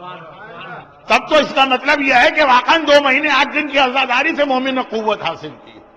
اور ایک اور بات یاد رکھو، یہ بہت اہم بات، وہ یہ ہے کہ 9 ربیع الاول کا جشن ہم نے اس لیے تو منایا کہ مختار نے 5 اہم ترین سر چوتھے امام کی خدمت میں بھجوائے تھے۔ ابن زیاد کا کٹا سر، عمر سعد کا کٹا سر، شمر کا کٹا سر، حسین ابن نمیر جس نے جناب علی اکبر کے سینے میں برچھی ماری، اور 5ویں سر میں اختلاف ہے کہ خولی کا تھا کہ ہرملہ کا۔ یہ 5 کٹے ہوئے سر کو مختار نے بھجوائے۔ یہ کل ہی آپ نے جشن میں اغلباً پورا واقعہ سنا ہوگا کہ 9 ربیع الاول کا جشن ہم جو ظاہری طور پہ مناتے ہیں وہ اس لیے مناتے ہیں۔ اچھا، اس میں جملہ بہت اہم بھی ہے، وہ چھوٹا سا جملہ ہے، تو کل اگر آپ نے واقعہ سنا بھی ہے تو میں اس چھوٹے سے جملے کے لیے اس کا خلاصہ دوہرا رہا ہوں، اور وہ یہ کہ ہر سال چوتھے امام کا طریقہ ہوتا تھا کہ حج پہ آتے تھے۔ حج کو امام عزاداری کا ایک بہت بڑا حصہ بھی بناتے ہیں اور تبلیغ دین کا بھی۔ مکے کی سرزمین کے صحن کعبہ میں بیٹھ کے اپنے بابا کا ماتم بھی کرتے ہیں، اور غلاف کعبہ پکڑ کے صحیفہ کاملہ کی وہ دعائیں بھی لوگوں کو سناتے ہیں، جن میں سے ہر دعا تقوی، خوف خدا اور عذاب قبر کے بیان سے بھری ہوئی۔ میں عذاب قبر پڑھنے کی پوزیشن میں ہوں، لیکن لفظ لانا ضروری تھا۔ صحیفہ کاملہ کی دعائیں آپ دیکھیے، میں نے ہر دعا کہا یہ تو مبارکہ تھا، لیکن اکثر دعا میں تذکرہ۔ لیکن حج کے بعد واپس مدینے تشریف لے جاتے ہیں۔ 66 ہجرہ کا جو حج آیا، حج آخری مہینے میں ہوتا، اس کے بعد امام مدینے نہیں گئے، مکے ہی میں اسٹے کیا، 3 مہینے مکے میں رہے۔ ضیاء الحق نے جو ایک کتاب چھپوا کے حاجیوں کو دی تھی، مکے میں ایک گھر ہے دار علی، یہ بالکل اس مکان سے ملا ہوا ہے جو ابھی تک تو ہے۔ اگلے مہینے ٹوٹے گا کہ اگلے سال، منصوبے میں تو ہے لیکن ابھی رکے ہوئے۔ پیغمبر کا برتھ پلیس، اگلے اتوار کو آپ رسول خدا کی ولادت کا جشن منائیں گے۔ رسول کس گھر میں پیدا ہوئے؟ ابھی تک موجود ہے۔ صفا مروہ سے باہر آئیے، شاہی محلات جہاں ختم ہوتے ہیں، میں 2 ڈبل اسٹوری ایک ہی مکان ہے، بس اس کے چاروں طرف اور کچھ بھی نہیں۔ اس کو توڑنے کا ارادہ ہے، وہاں 5 اسٹار ہوٹل بنانا ہے، لیکن جب کبھی ایسی خبریں پھیلتی ہیں تو مسلمان ایک پریشر ڈالتے ہیں، ابھی تک وہ مکان اس سے دیوار ملا ہوا تھا دار علی، ہم نے دیکھا۔ اب ضیاء الحق کی کتاب میں جو ہر حاجی کو دی جاتی تھی لکھا تھا دار علی، یہ علی کا گھر ہے، تو یہ نام کیوں پڑا ہے؟ اس لیے کہ یہاں علی پیدا ہوئے تھے، بخاری نام کی وجہ سے کہا یہاں علی پیدا ہوئے تھے، نہ ہوئے خواجہ حسن نظامی ثانی۔ بہت مشہور جملہ ہے جو دہلی کی علی کانگریس میں انہوں نے کہا تھا، ایسے ہی لوگوں کو دیکھ کے کہا کہ آج کل نئے نئے ریسرچ اسکالر نکلے۔ جب یہ ریسرچ اسکالر کہتے ہی ایسے آدمی کو جسے اپنی قابلیت بگھارنے کا شوق ہے، دکھانا میری بڑی معلومات ہے، آج تک کسی کے پاس ایسی معلومات نہیں۔ کبھی ہمارے ہاں بھی کچھ لوگ ایسے آتے ہیں کربلا کے حوالے سے ایسی ریسرچ شروع کر دیتے، ضرورت کیا ہے تمہیں اس مسئلے میں دخل دینے کی؟ لیکن نہیں، ریسرچ اسکالر تو آپ خواجہ حسن نظامی ثانی کہتے ہیں کہ مسلمانوں میں ریسرچ اسکالر پیدا ہوگا کہ جی علی کعبے میں نہیں پیدا ہوئے، نہیں ہوئے ہوں گے تو کہیں تو پیدا ہوئے ہوں گے، وہ جگہ میں بتا دو تاکہ ہم اسی کو اپنا کعبہ بنا لیں۔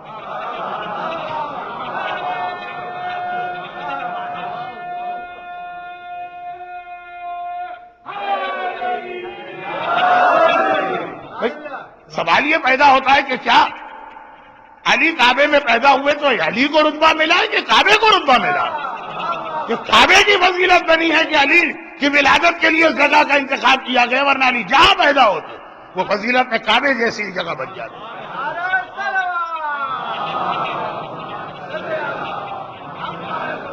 ایک بات اور عرض کر دوں، یہ جملہ جو میں نے ابھی کہا، میں نے نہیں کہا، یہ تو اتنی دفعہ آپ نے سنا ہوگا، آپ کا جوش ایمانی ہے کہ اس پر بھی آپ نے نعرے لگا دیے جو زندگی میں سینکڑوں بار آپ نے سنا کہ علی کی ولادت سے، کعبے میں علی کی ولادت سے علی کو کوئی شرف نہیں ملا، شرف تو کعبے کو ملا۔ شاعروں نے بھی اس کو نظم کیا، مقررین نے بھی اس کو اپنے انداز سے بیان کیا، علماء نے بھی اس کو پڑھا۔ ایک صرف آپ کی معلومات کے لیے ایک جملہ کہ آپ کو معلوم ہے کہ تاریخ میں سب سے پہلے یہ والا فضائل کا نقطہ کس نے بتایا کہ کعبے کو شرف ملا، علی کو شرف نہیں ملا، علی تو جہاں پیدا ہو۔ تاریخ میں سب سے پہلے یہ کس نے یہ جملہ کہا؟ میں نے ابھی اس سال لندن کے عشرے میں، پہلا عشرہ لندن میں پڑھا، وہاں سرسری یہ بات کہہ دی تھی۔ 67 سال مجلسیں سننے والوں نے گھبرا کے کہا مولانا ہم نے یہ سنا ہی نہیں آج تک، اس کو جو آپ پورا کیجئے، تو اس کے بعد کی مجلس میں مجھے پورا بیان کرنا پڑا۔ وہ کیا تھا؟ وہ یہ تھا کہ جب امام مظلوم مکے میں اپنے حج کو چھوڑ کر کربلا جا رہے تھے تو اس وقت امام نے کوئی خطبہ نہیں دیا۔ جب مدینے سے نکلے تھے تو باقاعدہ لکھ کے ایک تحریر رکھ کر آئے تھے میں کیوں جا رہا ہوں۔ مکے سے باہر نکل کے کربلا جانے تک ہر جگہ خطبہ دیا، لیکن جب اپنے حج کو عمرے میں بدل کے مکہ چھوڑا اس وقت آقا حسین نے کوئی خطبہ نہیں دیا۔ مگر بہت عجیب بات ہے، آقا عباس نے خطبہ دیا۔ جناب عباس کا ایک ہی خطبہ ہمیں تاریخ میں اتنا نمایاں نظر آتا، پہلا اور آخری خطبہ۔ عباس حکم ماننے والے کا نام ہے، عباس خطیب نہیں تھے، لیکن یہ ایک ایسا عظیم الشان خطبہ دیا اور بڑے عجیب انداز سے۔ تاریخ میں لکھا کہ حسین نے اپنے حج کو عمرے میں بدلا، عمرہ مکمل کیا، آپ جانا چاہ رہے ہیں، عباس خانہ کعبہ کی چھت پہ جا کے کھڑے ہوئے۔ خانہ کعبہ کے اندر جانے کا جنہیں موقع ملا تو باقاعدہ خانہ کعبہ کے اندر سیڑھیاں ہیں، اسٹیئرز ہیں جو چھت تک جاتی، آقا عباس کعبے کی چھت پہ جا کے کھڑے ہوئے۔ حج کا زمانہ ہے، اتنا جم غفیر، لوگوں نے دیکھا عباس چھت پہ آ کے کھڑے ہوئے، مجمع رک گیا۔ اور پھر جناب عباس نے خانہ خدا کی چھت پہ کھڑے ہو کے جو خطبہ دیا، بہت لمبا خطبہ نہیں ہے لیکن ایک ایک لفظ اور جملہ ایسا، اور یہ خطبہ بھی جدید ترین جو میڈیا کی ٹیکنالوجی اور ٹیکنیک ہے اس کے حساب سے دیا، آڈیو اور ویڈیو دونوں، آڈیو ویژول اسپیکٹ، سنو بھی اور دیکھو بھی۔ جو دیکھنے کا اثر ہوتا ہے یہ پیغمبر نے غدیر خم میں اختیار کیا تھا۔ زبان سے منکن تو مولا بھی کہا، ہاتھوں میں علی کو لے کے علی کو دکھا بھی رہے ہیں۔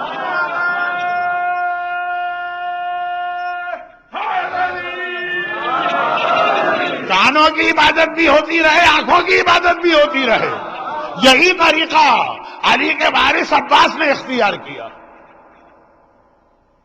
اور وہ کیا کہ کعبے پورا خطبہ نہیں پڑھ رہا ہوں، وہ بہرحال پھر بعد میں جب میں نے اسے باب المراد کی 2 مجلسوں کے بعد پورا خطبہ پڑھا تھا، کیونکہ پہلا جملہ سن کر مجمع بے چین ہو گئے، تو پھر تو اس کا انگریزی ترجمہ ہوا، ای میل کے ذریعے سرکولیٹ ہوا، لیکن پہلا جملہ، اور وہ اس طرح سے پہلا جملہ کہا، اس سامنے آقا حسین مجمع میں صحن کعبہ میں، ایک سیدھی ہاتھ کی انگلی آقا حسین کی جانب اور الٹے ہاتھ کی انگلی جو ہے وہ خانہ کعبہ کی چھت کی جانب ہے جس پہ خود کھڑے ہیں، دکھا بھی رہے ہیں اور سنا بھی رہے ہیں، الحمدللہ الذی شرف ھذا بقدوم ابی، ساری تعریفیں اس اللہ کی جس نے کعبے کو یہ شرف بخشا کہ حسین کے بابا اس کے اندر پیدا ہوئے۔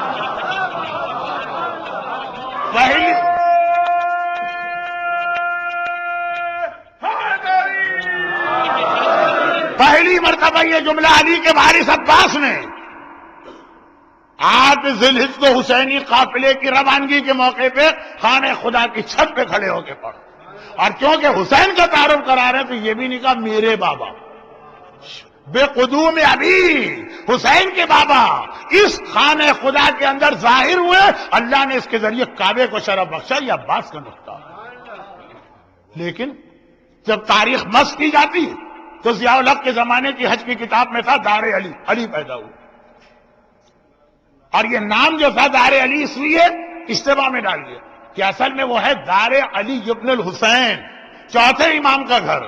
چوتھے امام کا کون سا گھر؟ جہاں امام نے 66 ہجری کے حج کے بعد 3 مہینے اور قیام کیا، پورا محرم وہاں رہے، 67 شروع ہو چکا، پورا سفر وہاں رہے، ربیع الاول کے 8 دن وہاں رہے، 9 ربیع الاول کا دن آیا، اور اب جو امام 2 مہینے اور 8 دن، بلکہ اگر حج کی تاریخوں سے کیلکولیٹ کریں تو 3 مہینے، 3 مہینے جس گھر میں رہے تو روزانہ نماز فجر حرم میں پڑھ کے امام وہاں آتے ہیں، گھر کا دروازہ کھول دیا جاتا، جتنے آنے والے آنا چاہیں آ کے امام کے بعد بیٹھے، پھر باقاعدہ ناشتے کا انتظام ہوتا ہے، دسترخوان بچھایا جاتا اور لوگوں کو ناشتہ دیا جاتا، اور چونکہ میزبان کی بھی ذمہ داری ہے کہ نہ صرف یہ کہ مہمانوں کے ساتھ بیٹھے بلکہ آغاز وہی کرے، تو خود امام بھی تشریف فرما۔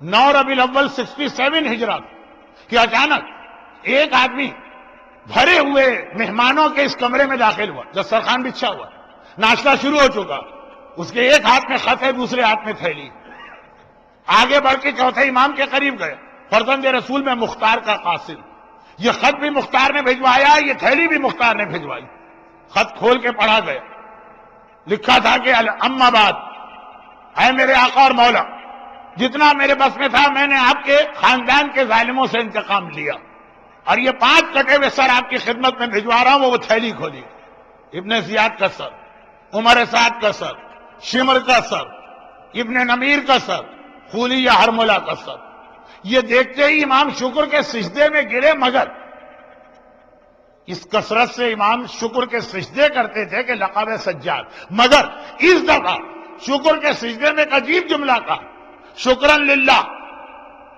شکر اس خدا کا جس نے میری دعا کو اس انداز سے پورا کیا۔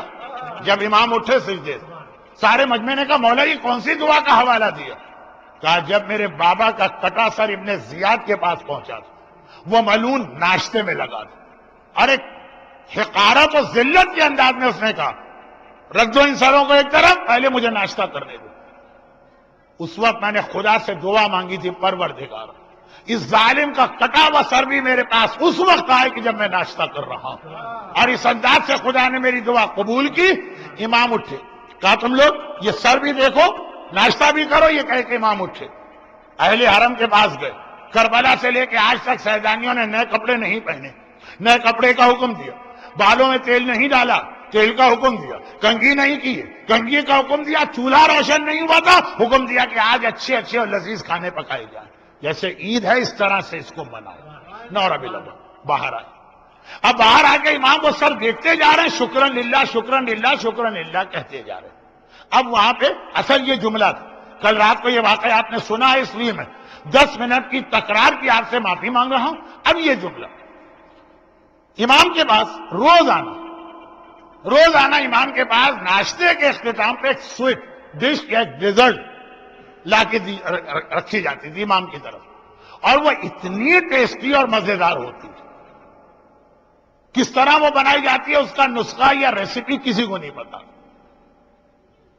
عورتیں ہوتی تو پوچھ لیتی نا کہ بھائی وہ اس کی ریسیپی کیا، ذرا جلدی سے زبیدہ آپا بتا دیجیے، ہم کو لکھنا ہے یہ پتہ نہیں کون سی آپا ہے، مجھے تو لوگوں نے بتایا، ہوں گی کوئی آپا۔ تو خلاصہ یہ ہے کہ اب وہاں چونکہ عورتوں کا انوالومنٹ نہیں ہے، مردوں، وہ اتنی لذیذ کہ بہت سارے لوگ جو امام کو امام بھی نہیں مانتے، منافق ہے، خالی وہ سویٹ ڈش کھانے کے لیے آتے، خالی اس کے لیے۔ جو ہمارے یہاں تبرک کا بھی ایک کنسپٹ ہے کہ اس بہانے لوگوں کو لا کے بٹھاؤ، پیغام امام پہنچاؤ، ہے ایک تصور، لیکن اس کی تفصیل میں نہیں جا رہا۔ تو خیر، ان کو باقی معاملات سے اتنا انٹرسٹ نہیں تھا، اب وہ انتظار کر رہے ہیں کہ بھئی اب آتی ہے وہ ڈیزرٹ، اب آتی ہے وہ سویٹ ڈش جس کے لیے ہم اپنے سارے کام چھوڑ کے یہاں آ کے بیٹھتے ہیں۔ آدھا گھنٹہ گزر گیا، امام وہ کٹے ہوئے سر دیکھ رہے ہیں، خوش ہو رہے ہیں۔ کسی نے کہا کہ فرزند رسول بہت دیر ہو گئی ہے، ناشتہ ختم ہوئے، گیپ سا آ گیا، وہ سویٹ اب تک نہیں آئی۔ یہ جملہ امام کا میں بتا رہا، امام نے کہا کہ ان ملعونوں کے کٹے ہوئے سر کو دیکھنے سے مومن کے دل میں جو مٹھاس پیدا ہوتی ہے، کیا اس کے بعد بھی کسی مٹھاس کی ضرورت ہے؟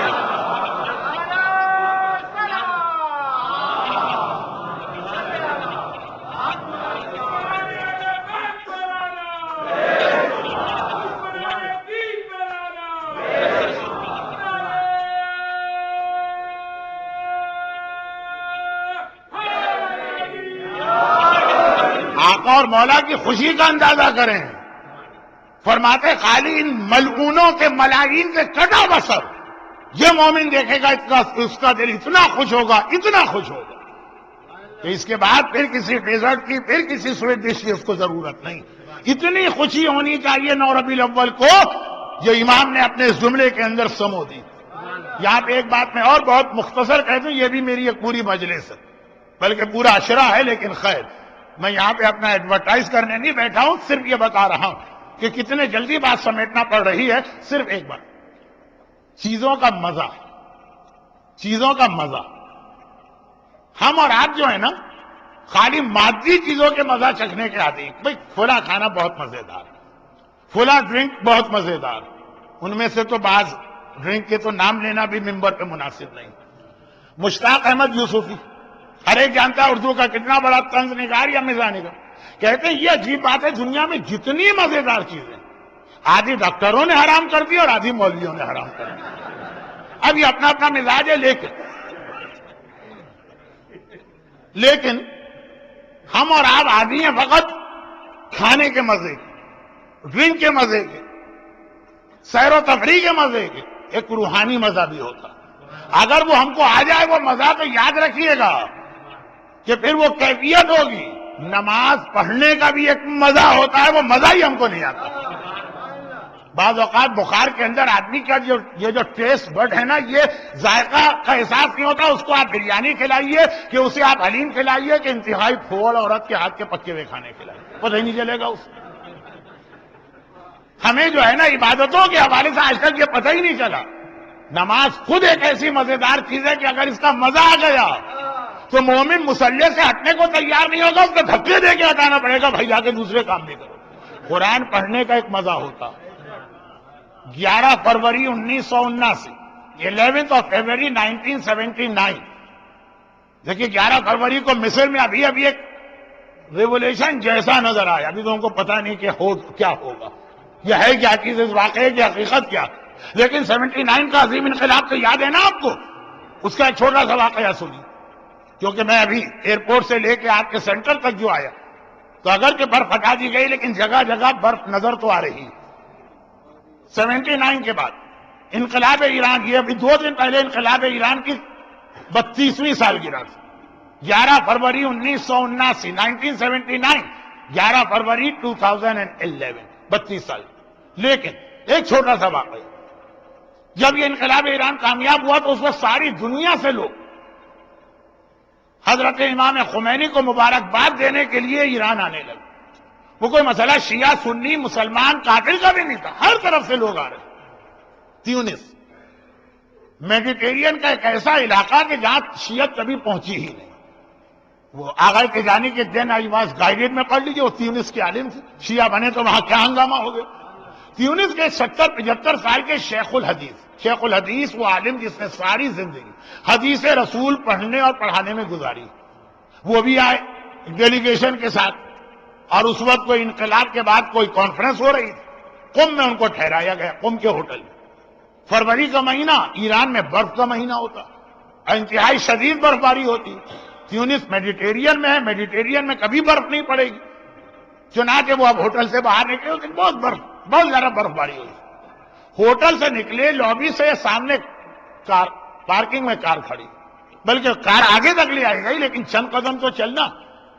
برف پہ آدمی، نیا آدمی ذرا سا بے احتیاطی سے چلے تو پھسل کے گر جاتا. وہ آگے بڑھے، 75 سال کے بزرگ پھسلے اور گر پڑے. اچھا 75 سال کا ایک عام بوڑھا بھی گر جائے تو ہر آدمی دوڑے گا. اتنے قابل احترام اپنی قوم کے عالم شیخ الحدیث، چنانچہ لوگ دوڑ پڑے تاکہ ان کو سہارا دے کے اٹھایا جائے. اور یہ بڑی خطرناک صورتحال ہے، فریکچر ویکچر ہو جاتے ہیں خاص طور پر اس ایج میں. خیر الحمدللہ وہ ہر چیز سے بچے. ان کے قریب لوگ گئے، کہا کہ آپ ہاتھ دیجئے، ہم آپ کو اٹھاتے، سب کو روک دیں، کوئی میرے قریب نہ آئے، دور ہٹ جاؤ یہاں سے. خود ہی کھڑے ہونے کی کوشش کی، گرے، پھر کھڑے ہوئے، آخر کھڑے ہو. شیخ الحدیث اور سنسیئر آدمی. لوگوں نے قریب آ کے کہا کہ آپ نے ہم کو مدد کرنے سے کیوں روکا تھا؟ ہو سکتا ہے اس میں بھی کوئی حدیث رسول ہو یا کوئی مسئلہ ہے. کہا کہ نہیں، اس لیے نہیں روکا تھا، جب میں برف پہ پھسل کے گرا، ساری زندگی ایک حدیث پڑھائی تھی، وہ پڑھائی تھی خالی. آج اس حدیث کا مزہ آ رہا تھا، آج ایک ذائقہ محسوس ہو رہا تھا حدیث کا، ایک روحانی مزہ. کون سی حدیث؟ کہا پیغمبر کی حدیث کہ آخری زمانے میں جب میرا آخری بیٹا ظاہر ہوگا تو اس کی مدد کے لیے جاؤ، وَلَوْ عَلَى التَّلْجِ، چاہے برف پہ پھسل کے کیوں نہ جانا پڑے. ساری زندگی وہ حدیث پڑھائی ہے، کبھی سوچا بھی نہ تھا اس وقت اس برف پہ پھسل کے گرا ہوں. حدیث کا مزہ آ رہا ہے. تو مزہ جو ہے نا، جگر کے الفاظ میں ہائے ظالم تو نے پی ہی نہیں. خالی اس چیز کا مزہ نہیں ہوتا ہے، قرآن کا ایک مزہ ہے، نماز کا ایک مزہ ہے. ہم کو اور آپ کو جو ہے وہ یہ مزہ نہیں آتا، اس لیے ہم بھول جاتے ہیں. امام فرماتے ہیں ہاں ہمیں واقعاً کس کا مزہ آتا ہے؟ فضائل علی کا. واقعاً آپ کو ایسا لگے گا کہ مزیدار سے مزیدار کھانا بیکار ہے، مولا کی کوئی فضیلت آپ کے سامنے بیان کر دو، اس کا آتا ہے مزہ ہم کو. یا واقعاً مومنین سچے ہیں. اس میں دشمنان اہل بیت کی حقیقت بیان کرنے کا، ہم کو جھوٹ ووٹ نہیں بولتے. ہم جو ان کے بارے میں کہتے وہ اس سے بھی برے تھے، ہم تو کہہ بھی نہیں پاتے بہت سی باتیں، لیکن مزہ آتا ہے نا، یہ والا مزہ. نماز، قرآن، ان سب میں بھی لے کے آئیے تو پھر آپ دیکھیے گا. لیکن یہاں 9 ربیع الاول کی بات کہ امام فرماتے ہیں مزہ آ رہا ہے اس وقت مجھے، اور ایسا مزہ کہ اس کے آگے ہر ڈیزرٹ، ہر سویٹ ڈش، تمام حلوے، تمام مٹھائیاں بالکل بیکار. یہ مزہ تو میں بھی لے سکتا ہوں. کیا مطلب؟ میں ڈائبیٹک پیشنٹ، بہت ہی سینئر قسم کا سینئر ڈائبیٹک پیشنٹ ہوں. 35 سال ہو گئے میری ڈائبیٹک کو. باقی تو کسی چیز کا مزہ نہیں لے سکتا، خالی گلاب جامن دور سے دیکھتا ہوں اور حسرت کے آنسو بہاتا ہوں. لیکن یہ والا مزہ. مگر چوتھے امام نے جس مزے کی بات مختار کے کارنامے میں کی، یہ بھی ابھی آدھا مزہ. اصلی مزہ تو اس وقت آئے گا مومن کو جب حسین کا ولی وارث ظاہر ہو کر حسین کے خون کا انتخاب. 2 باتیں یاد رکھیے گا، 2 باتیں.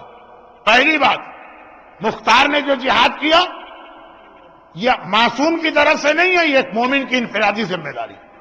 ہر مومن کی انفرادی ذمہ داری. تم سوچو کہ آل محمد کے ظالموں سے کیا انتقام لے سکتے. سورہ بنی اسرائیل میں خدا نے کہا من قتل مظلوما فقد جعلنا لولیہ سلطانا، جو مظلوم مارا گیا اس کے ولی کو ہم نے حق کا انتقام دیا.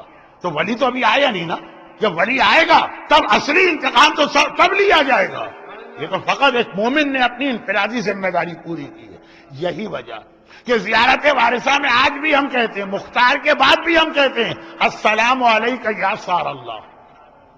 ورنہ اگر مختار کا انتقام کلوز ہو جاتا ہے چیپٹر تو یہ جملہ نکل جانا چاہیے زیارت سے. اس کا ترجمہ کیا؟ ہمارا سلام و آپ پر، آپ کے خون کا بدلہ بھی اللہ کو لینا ہے. وہ اصلی انتقام باقی ہے جو امام زمانہ لیں گے، کیونکہ وہ حسین کے ولی و وارث ہے. دوسری بات، بہت احتیاط سے کہہ رہا ہوں، دوسری بات یزید، عمر سعد، ابن زیاد، خولی، ہرملہ، کیا کربلا کے واقعے کی یہ لوگ ذمہ دار ہیں؟ یہ تو سامنے کے کچھ چہرے تھے جو نظر آ رہے. کربلا میں تو ہے کوئی معشوق اس پردہ زنگاری میں کچھ پیچھے چھپے ہوئے بھی ہاتھ. اور اس کے لیے آپ 2 جملے میرے اور سن لیجیے. علامہ مجلسی نے لکھا ہے لیکن یہ ان کا قول نہیں ہے، ہمارے تمام علماء نے متفقہ طور پہ کہا قتل الحسین بالسقیفہ لا بکربلا. حسین اصل میں سقیفے میں شہید کیے گئے، کربلا میں تو خالی عمل مکمل ہوا. اور کئی زیارتوں میں ایک لفظ آیا جس میں زیارت عاشورہ بھی ہے کہ ان سب پہ لعنت ہو اور اس پر بھی لعنت ہو.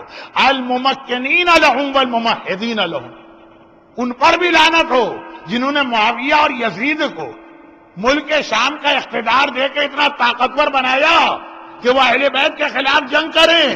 ان لوگوں کو یہ اختیار دینے والے بھی لعنت ہو، ان کے لیے میدان ہموار کرنے والوں پہ بھی لعنت ہو. معاویہ کہاں سے اتنا طاقتور ہو گیا تھا؟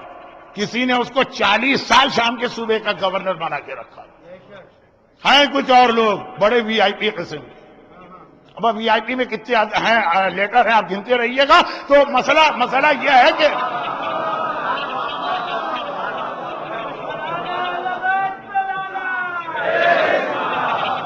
ان سے تو انتقام باقی ہے نا.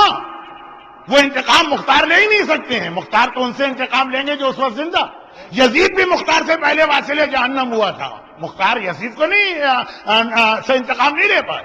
ہاں ایک امام برحق پردہ غیبت میں وہ جب ظاہر ہوگا تو مرنے والے بھی زندہ کیے جائیں گے، مظلوم بھی دنیا میں لائے جائیں گے، ظالم بھی دنیا میں لائے جائیں گے. اور وہ کس طرح سے انتقام لے گا اس سے اندازہ کرے. جب امام زمانہ ظاہر ہوں گے اس وقت دنیا کی حالت بہت خراب ہوگی، مسلمانوں کی حالت بہت خراب ہوگی. یعنی روضہ رسول کو سفیانی ایک آدمی ہے شام میں، روضہ رسول پہ حملہ کر کے اس کو ڈیمولش کر دے گا. خانہ خدا پہ اٹیک کے لیے اس کی فوج آگے بڑھے گی. کوفے کے شہر میں مومنوں کا اتنا قتل ہوگا کہ گھٹنوں خون جمع ہوگا، محاورتاً نہیں حقیقتاً.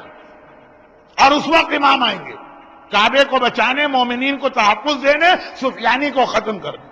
مگر پہلے وہاں نہیں جائیں گے، پہلے مدینے آئیں گے. اور مدینے آنے کے بعد پہلا انتقام ان لوگوں سے لیں گے جنہوں نے معاویہ کو معاویہ بنایا، یزید کو یزید بنایا. اردو کا ایک محاورہ نہیں رہے گا، الفاظ آ جائیں گے، گڑے مردے اکھاڑیں گے. کچھ ہیں گڑے ہوئے مردے جنہیں امام اکھاڑ کے پہلے ان کو سزا دیں گے، اس کے بعد یزید کی باری آ جائے گی. پہلے وہ. لیکن آخری جملہ، 65 منٹ کا میرا بیان ہو گیا. آپ سے زیادہ میں گھڑی دیکھ رہا ہوں، مجھے گھڑی دکھائیے نہیں، میں دیکھ رہا ہوں. 65 منٹ ہے بس. یہ آخری جملے، بچوں کو صبح اسکول بھی جانا ہے، مجھے معلوم ہے آپ کو جاب پر بھی جانا ہے. آخری جملے، جب وہ امام آئے گا تب اصل میں مزہ آئے گا. جب آقا سجاد کہتے ہیں خالی یہ 5 کٹے سر دیکھنے سے مومن اتنا خوش ہوتا ہے، تو جب ان سے پہلے والوں کے کٹے ہوئے سر آئیں گے اصل خوشی تو اس وقت ہوگی. لیکن یہ خوشی میں ہم اسی صورت میں شریک ہوں گے نا کہ اگر ہم امام کی فوج میں ہوئے. کیا مطلب اس جملے کا؟ کیا مطلب؟ جملے کا مطلب صرف ایک حدیث. فرمایا کہ کتنے ہی لوگ ایسے ہیں جو آج کل امام کا انتظار کر رہے ہیں، امام کے شیعہ امام کے آنے کے بعد امام کے خلاف ہو جائیں. راوی کی سمجھ میں بات نہیں آئی، ڈائجسٹ نہیں کر پایا اس کا دماغ یہ بات. مولا یہ کون لوگ ہوں گے؟ کہا یہ وہ لوگ ہوں گے کہ جب امام آ کے ان کو حکم دیں گے تو انہیں ہر بات نہیں لگے گی. مولا اس لیے کو تھوڑی آپ کا انتظار کر رہے تھے کہ آپ ہماری عورتوں کو پردہ کروائیں. مولا اس لیے کو تھوڑی انتظار کر رہے تھے کہ آپ ہمارے مردوں کو داڑھی رکھوائیں. مولا اس لیے کو تھوڑی انتظار کر رہے تھے کہ آپ ہمارے بچوں کو ڈسکو ڈانس کی اور میوزک کی اور کیسینوں کی محفلوں سے ہٹائیں. مولا اس لیے کو تھوڑی انتظار کر رہے تھے کہ آپ نمازیں پڑھوائیں. ہم تو انتظار کر رہے تھے آپ کی حکومت قائم ہوگی، ہم کو مزے ہی مزے ملیں. ایک بات بتائیے، امام زمانہ کی امامت کو آج دوسرا دن ہے، کل 9 ربیع الاول پہلا دن تھا جو جشن عید الظہر. کیا ذہن میں خیال ہے امام آئیں گے تو کیا نظام قائم کریں؟ بس آخری جملہ، امام آئیں گے اور آنے کے بعد اعلان کریں گے اے مومنو اب مت گھبرانا، ابھی تک تو تھوڑی بہت نماز پڑھتے تھے، اب تو چھوڑ دو، میں آ گیا ہوں نا، میں تمہارا آقا مولا، میں اسی لیے آیا تمہیں فیسلٹی دوں. ابھی تک تو پھر بھی آرام سے بچتے تھے، کچھ ڈر پیدا ہو جاتا تھا، اب تو میں آ گیا، میری حکومت ہے. امام زمانہ نعوذ باللہ کوئی سیاسی پارٹی کی طرح سے کہ وہ برسر اقتدار آئے تو کہتی ہے کہ دیکھو 18 سال ہم نے بہت کوڑے کھائے ہیں، اچھی طرح سے دونوں ہاتھوں سے لوٹ مار کرو، پتہ نہیں موقع ملے کہ نہ ملے. وہ جو 18 سال کوڑے کھائے ہیں اب اس کا بدلہ لینے کا وقت آ گیا ہے، اس کا انعام لینے کا. یہ کہیں گے امام؟ یا امام اس دنیا میں اس لیے آئیں گے کہ وہ نظام اسلام جس کے لیے حسین نے اپنے پورے گھر کو قربان کر دیا ہے اس اسلام کو دنیا میں نافذ کریں گے. اگر اس کام کے لیے آئیں گے تو وہ اسلام میں ہے کیا؟ نماز اس میں ہے، حجاب اس میں ہے، واجبات اس میں ہے، حرام اس میں ہے، باپ کا احترام اس کے اندر ہے، مومن کے حق کا خیال رکھنا اس کے اندر ہے. بس آخری جملہ، بہت دیر سے کہہ رہا ہوں آخری جملہ آخری جملہ، یہ میں غالباً 5ویں دفعہ کہہ رہا ہوں آخری جملہ. تو آخری جملہ، امام کا ایک لقب ہے منتظر، ختم بات، اور دوسرا لقب ہے منتظر. منتظر کے معنی ساری دنیا جس کا انتظار کر رہی، اور منتظر کے معنی جو خود انتظار کر رہا. کبھی کبھار کمیونیکیشن گیپ ہو جاتا ہے. چند سال پہلے کی بات ہے، بس یہ آخری بات کی مثال ایک ہے، کوئی اور بات نہیں ہے، وہی آخری بات کی ایک مثال. چند سال پہلے کی بات ہے کہ میں حج کے موقع پہ آسٹریلیا سے آیا. ویسے میں حج ہمیشہ کراچی سے کرتا ہوں، لیکن ایک مرتبہ مجھے کچھ ایسے قانونی مسئلے تھے کہ میں براہ راست آسٹریلیا سے آیا، اور کچھ مومنین میرے ساتھ آئے تھے، اور کراچی سے بھی حاجی گئے ہیں بہت سارے. تو جو آسٹریلیا سے آئے تھے 22 سال کے بعد، وہ 22 سال پلٹ کے اپنے وطن گئے تھے پاکستان. 22 سال کے بعد ان کو ایک چانس ملا، ان کے ایک بھائی کراچی سے حج کرنے کسی اور قافلے میں آئے تھے. اب ٹیلی فون پہ رابطہ ہوا، بھائی تم یہاں 22 سال کے بعد ملیں گے. آخر یہ طے پایا کہ شب جمعہ کوئی میٹنگ پوائنٹ رکھو. اچھا آپ لوگ امریکہ والے، کینیڈا والے، لندن والے، آسٹریلیا والے بالکل آخری تاریخوں میں حج پہ آتے ہیں. 2 دن 3 دن پہلے وقت نہیں ملتا آپ کو. ہم لوگوں کو 42 ڈیز کا حج کرنا ہوتا ہے پاکستان کے قانون کے حساب سے. تو بالکل آخری دنوں میں آتے ہیں کہ بھئی واجب حج کرنا ہے، چھٹیاں نہیں ملتی ہیں اتنی. تو اب وہ جو آخری دن ہے اس میں حرم میں اتنا رش ہوتا ہے کہ کوئی کسی کو نہیں ڈھونڈ سکتا. تو یہ طے پایا کہ جو حرم کے سامنے KFC ہے وہاں پہ دونوں ملاقات کریں. وہ اتنا ایک لینڈ مارک ٹائپ کی چیز ہے، اور ایسا ہی ہوتا ہے، ایسی جگہوں پہ آسانی سے مل سکتے ہیں. یہ طے پایا. وہ شب جمعہ تھی. 3 ہی دن ملتے ہیں نارتھ امریکہ یا یورپ والوں، ایک ہی شب جمعہ ملتی ہے، لیکن 22 سال بعد بھائی سے ملنا. انہوں نے کہا مجھ سے مولانا آج دعائے کمیل بھی حرم میں آپ پڑھا رہے ہیں، آج زیارت وارثہ بھی ہے، بھائی کبھی ملاقات کا مسئلہ. میں نے کہا بہرحال یہ صلہ رحمی تو واجبات میں شامل ہے، وہ بہت اہم ہے، جائیے. ہم لوگ گئے اپنا قافلہ لے کے، حرم میں 2 گھنٹے 3 گھنٹے اعمال کیے شب جمعہ کے، واپس بلڈنگ میں. جب واپس بلڈنگ میں آئے اس کے بعد ہمارے وہ ساتھی آ رہے اور انتہائی غصے کے اندر گالیاں دیتے ہوئے اپنے بھائی کو کم بخت، ملعون، مردود، باقی باتیں تو میں ممبر سے کہہ بھی نہیں سکتا. یہ بھی اس لیے کہہ دی کہ جشن چل رہا ہے، جن لوگوں کے حوالے سے جشن ہے ان کو اس سے بھی برے الفاظ کیا. تو خیر وہ ساری باتیں کہتے ہوئے کہ خون سفید ہو گیا. 22 سال بعد ملاقات کا ایک موقع ملا تھا. میں نے اپنے اعمال شب جمعہ چھوڑ دیا، اس کے انتظار میں KFC میں بیٹھا رہا، یہاں تک کہ KFC والوں کو شک ہو گیا کہ آدمی اتنی دیر یہاں بیٹھا کر کے آ رہا ہے، کیوں آیا ہوا ہے، اور وہ آئے نہیں پلٹ. ایسے خون سفید ہو گیا. تھوڑی دیر گزری، موبائل پہ ان کے بھائی کی کال ہے. اچھا انہوں نے کیا گالیاں دی ہوں گی جو گالیاں وہ دے رہے تھے. اب میں دیکھیں گالیاں جو ہے اس پہ میں نے ریسرچ نہیں کی، لیکن کسی نے کہا انگریزی میں گالی کا مزہ نہیں، گالی کا مزہ اردو میں ہوتا. خیر پتہ نہیں صحیح کہ وہ جو کہہ رہے ہیں کم وقت، مردود، ملعون، 22 سال کے بعد ملا، خون سفید ہو گیا، آسٹریلیا میں جا کے رشتے سارے بھول گیا، 3 گھنٹے میں KFC میں تمہارا انتظار کرتا ہے، پلٹ کے نہیں ہے. اتنا سا KFC، اتنا ملا سا، تھوڑا سا اور بڑھا دیجیے گا بس. یہ کہہ رہے میں تمہارا انتظار کر رہا، وہ کہہ رہے میں تمہارا انتظار کر رہا، دونوں ایک دوسرے کو گالیاں دے. ایک دم میرے ذہن میں خیال آیا، کیونکہ میں کئی دفعہ جا چکا ہوں نا. میں نے کہا کہ حضرت حرم کے سامنے 2 KFC، ایک صفا مروہ کے سامنے پڑتا ہے، ایک باب عبدالعزیز کے سامنے پڑتا ہے. آپ کون سے KFC میں بیٹھے تھے؟ کہا مولانا صفا مروہ والے. بھائی سے پوچھیے، اس نے کہا میں باب عبدالعزیز والے میں بیٹھا ہوں. دونوں صحیح بھی ہیں، دونوں غلط بھی ہیں. یہ اس کا انتظار کرتا رہا، وہ اس کا انتظار کرتا رہا. کبھی یہ کمیونیکیشن گیپ ہوتا. ہم نے امام زمانہ سے اپنا کمیونیکیشن گیپ پیدا کر لیا، کمیونیکیشن ٹوٹ گیا. ہم انتظار کر رہے ہیں امام آئیں گے تو بھی سارے مسئلے حل ہوں گے اور دین پہ عمل کریں گے، اور امام انتظار کر رہے ہیں ہمارے چاہنے والے اپنے آپ کو چینج کریں گے تب ہم آئیں گے اور ان کی وجہ سے اسلام کو لے کر آئیں گے.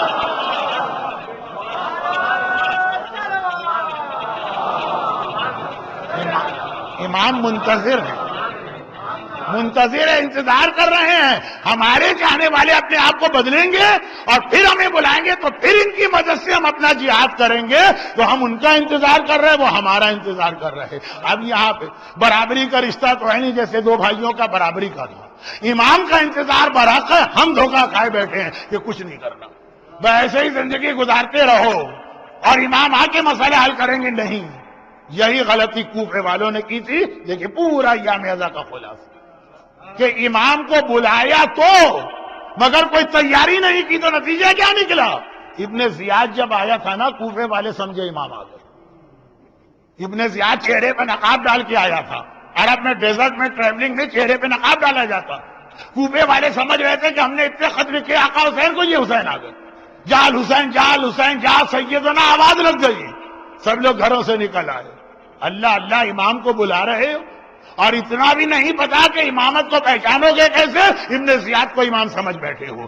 یہی غلطی کہیں ہم سے نہ ہو، کیونکہ ہمارے لیے تو روایت بھی ہے کہ امام زمانہ کے ساتھ دجال بھی آئے گا جو صاحبان ایمان کو بہکائے گا. تو جشن عید الزہرا، آخری بات نہیں کہہ رہا ہوں، تو 5 دفعہ کہہ چکا ہوں، آخری جملہ. جشن عید الزہرا ہمیں پیغام دیتا ہے کہ مختار نے جو انتقام لیا وہ بہت چھوٹا انتقام تھا، اصلی انتقام باقی ہے. یہ انتقام زہرا کا وارث و فرزند زمانے کا امام لے گا اور اس انتقام کے لیے وہ ہمارے اور آپ کے تبدیل ہونے کا انتظار کر رہا ہے. جب ہم اپنے آپ کو بدلیں گے تو امام آ جائیں گے. اور اب میں جملے کو بدل دوں، یعنی اگر ہم اپنے آپ کو بدلتے نہیں ہیں تو امام کے آنے میں دیر ہو رہی ہے. نہیں، بہت چھوٹا جملہ بن گیا. امام کے آنے میں دیر ہو رہی ہے، اس کا مطلب کیا؟ اکبر کے قاتل کو سزا ملنے میں دیر ہو رہی ہے، حسین کے قاتل کو سزا ملنے میں دیر ہو رہی ہے، عباس کے قاتل کو سزا ملنے میں دیر ہو رہی ہے. آگے بڑھتا ہوں.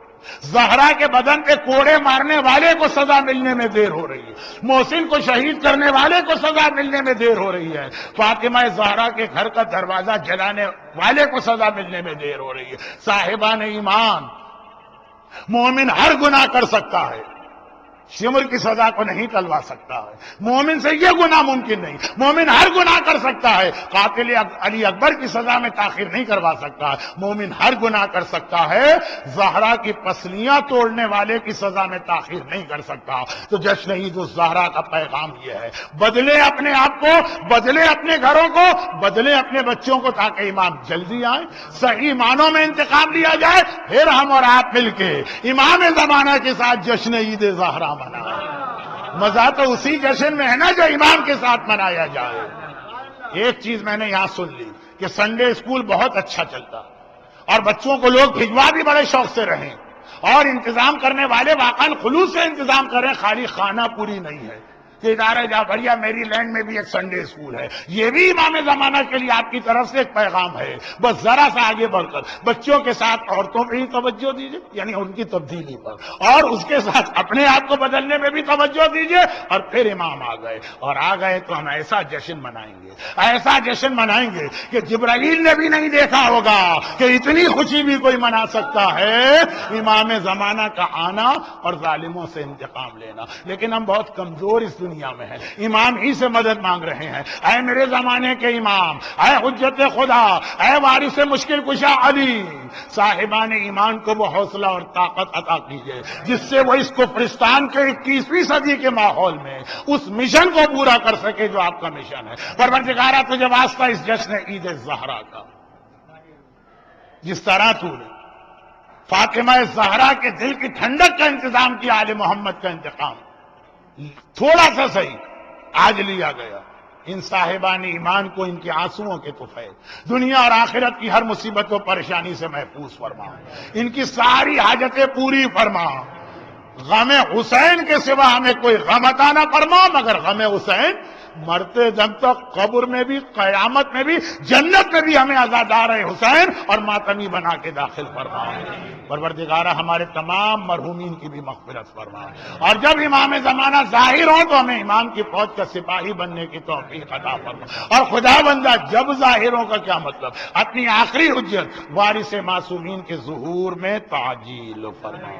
یہ خوشی آپ کو ازہد مبارک ہو، اور اس کے اعتبار سے اب آپ کو جو پیغام میں نے دینا تھا دے دیا ہے. لیکن ایک تحفہ ہم آل محمد کی خدمت میں عید کا کیا تحفہ پیش کریں؟ کیا چیز ہے جو ہم ان کو دیں گے؟ وہی تو ہمیں سب کچھ عطا کرنے والے ہیں. ہاں ایک تحفہ ایسا جو اللہ بھی ان کو دیتا ہے تو ہم اور آپ بھی اس کو دیں گے. بابا سے بلند درود بھیج دیں محمد والے.